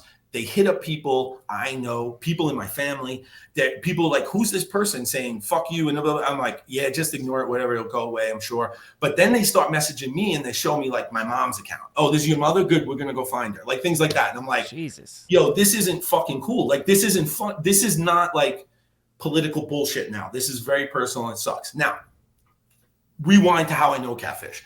Years and years and years ago, before I ever made a video, before I ever do anything, a bunch of Ohio dudes used to come to the New York contest. Catfish is a great guy, super funny, hangs out. Actually, he's not Catfish, he's Zach, right? So always liked the guy. I shot some video footage for this thing called 20-inch video NYC? mag. What's that? 20-inch NYC is what I was thinking. Oh, no. So it was actually done out of like Colorado or something. It was called, they were like competing with Props early on, but Props like launched and they did okay. They did like 12 episodes. The guy actually paid for footage, which was dope. He was a super nice guy. Ken George, shout out to Ken George. We're still friends on LinkedIn. But I have like, in a video, there's Catfish explaining his tattoos and talking about New York. And it's like, we're homies forever, right? Then a few years later, when I'm working for Standard, we're at a contest. And I meet Catfish and a bunch of guys. And I think Lou Bickle was there. I think that's when I first met Lou Bickle. I'm pretty sure it was Lou Bickle. Yeah, it had to be Lou Bickle. And then Catfish ends up stealing Jeremy Verholz's bike, like one of the Standard guys. Well, Standard Pro. And I'm telling everyone how dope this dude is and how he's my homie. And then he steals a bike from one of the guys I'm with. And I'm like, what the fuck? But somehow through the friends of the friends, someone told him, and he ended up leaving the bike completely unassembled in a garbage can at the contest and left. So he didn't ever actually take the bike, but he did steal it. He kind of got caught and he left the contest and left the shit there. But even after that, like, dude, I grew up with a lot of fucking shady people. There's in my youth, shady myself in some ways. I understand the need sometimes to be shady, right? Let's put it that way. Some people just don't have shit and they gotta take shit, and that ain't right. But that's how it was for fucking 14 to 21-year-olds in some parts of the country, right? Yep. So whatever, all good. But all those years later, I'm still cool with Catfish. Like, and every time I see him, we're always friends. So when that shit happened, it was weird to me. And then even going up until just a few years before that, I remember a guy in BMX just talking about the problem with BMX. And he said, the problem with BMX is everyone's aspiring to be Catfish, a 35-year-old guy who lives with 17-year-olds. And I honestly took offense to that, being an older guy in the industry, because I was like, well, that's not fair. Like, I even defended that. So without Catfish knowing, and he don't need to know, it doesn't matter. I don't need to call and be like, yo, someone's talking shit and I defended you. But I was like, yo, that's not really fair, because Catfish loves this shit and he could be a little wild, but blah, blah, blah. And I always thought he was a dope announcer and all this stuff. But then all these years later, for him to just do that, and it was like, dude, what the fuck is wrong with you? Like, seriously, what is actually mentally wrong with you? And even now, so the other day when I saw him online, I wrote something about punch him in the face or killing him or something. I don't know what the fuck I wrote, because it was weird. It all just came back to me. It's so funny because I have beef with people here and there over the years, but most of it in my mind's gone. You know, like I don't fucking care anymore. I'm a grown man. I got other things to worry about. But that one pissed me off because I was like, motherfucker, I knew you so long. We were always cool. I had your back. And you just shit on me for some dumb shit that I'm not. Literally a month or two before that, me and him had a back and forth online DMs where I said, you know, I don't agree with anything you think politically, and I know you don't agree with me, but I'm glad we could still be cool because we're still riders first, and we still, you know what I mean? And he agreed with that, and then suddenly took it to that level, and I was just like, fuck this dude. He really needs to be he needs his fucking fake grill pushed right back into his fucking mouth. Like, that dude needs to be fucked up, but at the same time, it's not my fucking job. Fuck him. And then he messaged me the other day and told me some shit like, "You're still mad about the Trump thing? Grow up." It's like, no, I'm not mad about the Trump thing. I don't give a fuck about Trump, Biden, all this bullshit. It really doesn't. Sicking the followers, dude. The sicking the followers. Like you did some shit that had family members of mine brought in, and that's No, you know what I mean? Like, absolutely not. And that could have been worse, you know what I mean? Yeah. And God forbid some of these little dickheads that follow him knew where I lived and broke a window or something. I would kill this guy, you know what I mean? Yeah. So like, I don't want that. I don't want drama. I don't want that shit. But that's where that came from, you know? Yeah. That explains a lot. It is dangerous to like go to your followers, especially if you have a big following, and say, "Go get them." Yeah, you don't know what fucking nutbag is in there. I would never do that. Nutbag. For that exact reason, yeah. And to be honest though, but at the flip side, me leaving that comment was so stupid because it was also just stirred up the shit. I do appreciate that you reposted it, but and then also, you know, it's so funny. Right when I saw it, I was like, "Oh fuck!" And then I just realized I was like, "But." That's back to the whole thing about questions and answers and being honest. Yo, you put something online, you should have the fucking courage, audacity, whatever you want to say, to back it up. I put it there, so I should at least say why, you know? Yeah. The internet is forever. Don't worry. There's nothing. Don't worry about it. Yeah. I don't like that either because then that's stupid too. It's fun when it's other people's shit. And I just, oh yeah, what's going on? A little tea, you know? Yeah, and I don't mind talking shit. I don't mind fucking with people. And the thing is, like with the Catfish thing, I wouldn't care all day if he just lit me up. I really, honestly, it would bother me, but I would be all right with that. It was once like other people that have nothing to do with BMX getting involved in my family and friends of mine. Yeah, it just turned a different switch, you know. Yeah. And I would hope that he was fucking, what's the right word? Human enough to fucking realize that, but he wasn't because he really doesn't care. And you know, other people have made valid points to me since that comment got posted because they were like, yeah, who are you fighting with here? And I'm like, yeah, that's a good point. Because at the end of the day, look who he is. You know what I mean? God bless you both, you know? Yeah. I mean, good luck to him, whatever the fuck he does. I honestly, God, hope I never fucking see him again in my life. I really don't. Because I don't even want to be tempted with the thoughts I have, you know? Yeah, I hope you never see him either. Thank you. That's a good ending. I don't want to end on that asshole. All right, let's see. I'm happy or no. I want to keep it. I don't want to keep it positive just for keeping it positive because I do hate all that shit. Like, I don't like the drama when it's fun is great, but drama when it's a little serious sucks, you know. And like, I like. Dude, I love BMX. I love the people I met. And up until that fucking incident with Catfish, he was on the list of people I fucking loved that I knew, you know? As different and as crazy as he can be sometimes from me, and that's the only perspective I have.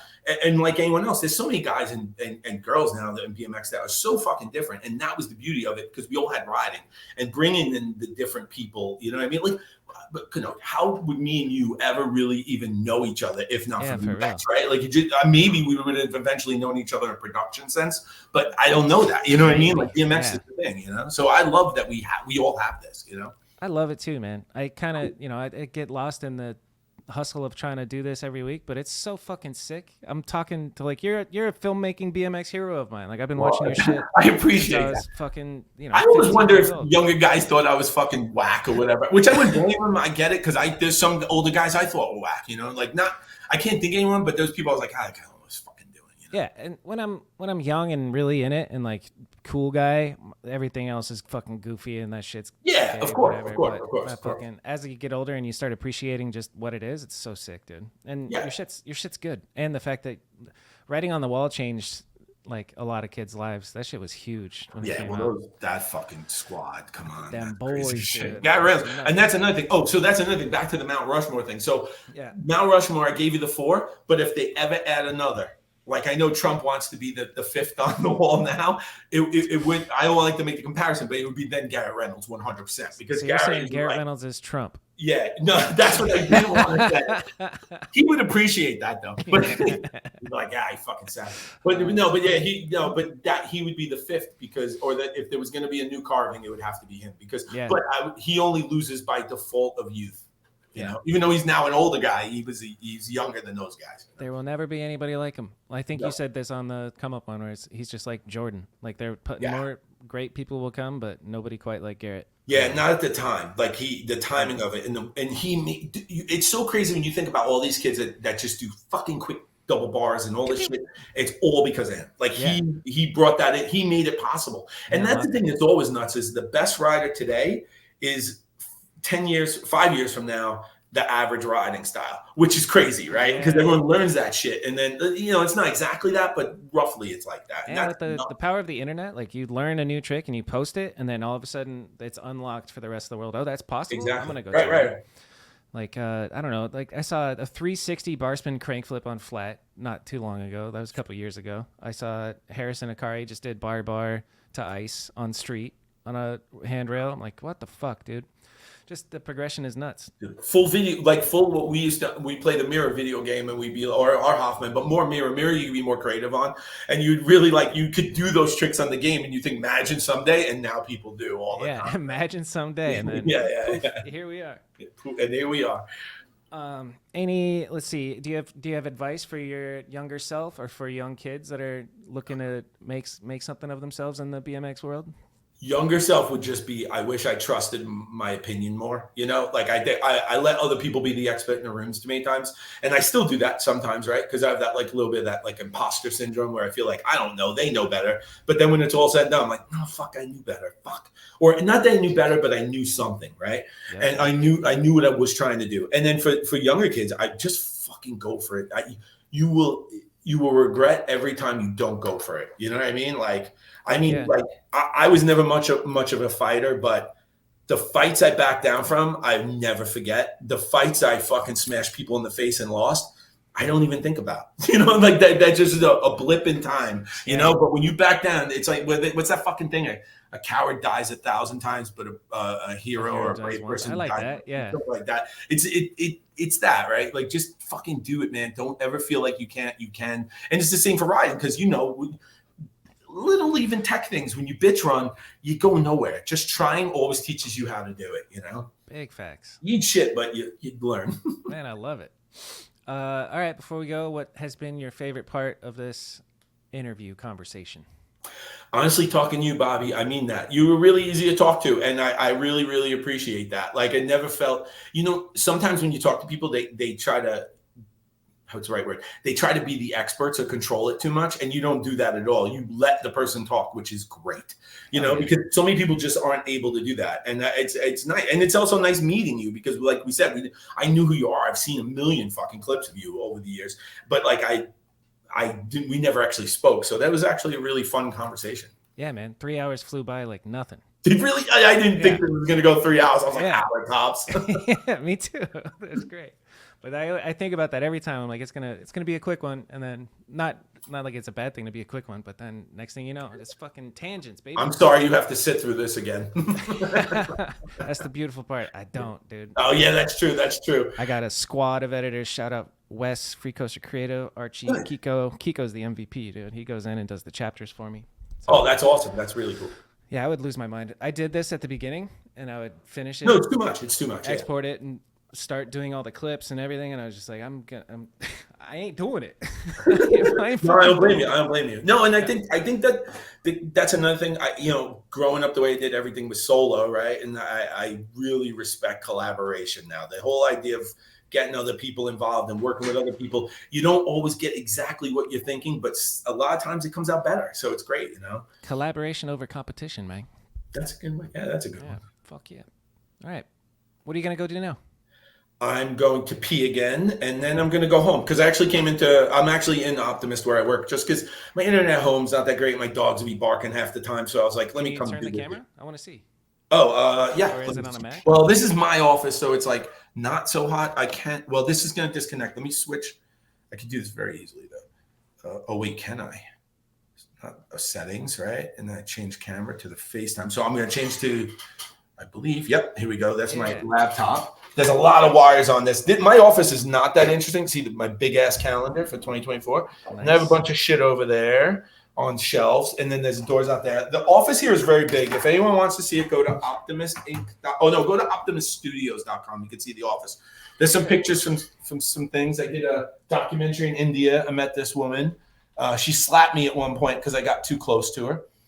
You had to get the shot. That's she was really nice though, and I bought a goat off of her for her to keep, and not to sell for meat, but just to keep for milk so the goat wouldn't get killed. I'm not like a vegan or vegetarian, but I did like the goat. I have a Fuck picture yeah. of those somewhere. Those are my two dogs, Obi and Lilu. That's my backyard.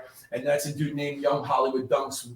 Sometimes I shoot photos. I've never been known for being a photographer, but occasionally That's a good photo. Yeah, thanks. I was pretty psyched on that. He's fucking dope. He can do all kinds of like dunk tricks and shit. Yeah. Amazing Hell guy. yeah. I love it, dude.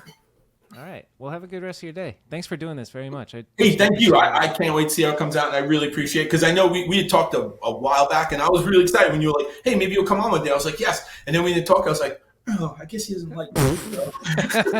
No, I mean, I was like, fucking Yeah. yeah. Yeah, I love it, man. No, but I thank you so much because this is I still love fucking BMX so much. So I know there's so much more too. Like we might have to do another one and get more granular on a certain era or a certain person because you are important for BMX history. I appreciate that. Thank you. And anytime, 100%. Hell yeah. Let's go. All right. All right, later, nerds. Okay, thank you. That's the show. I appreciate you coming. See you next week. You like how I called the girls broads? Whatever, dude. Thanks for watching. Me and Trip signing off.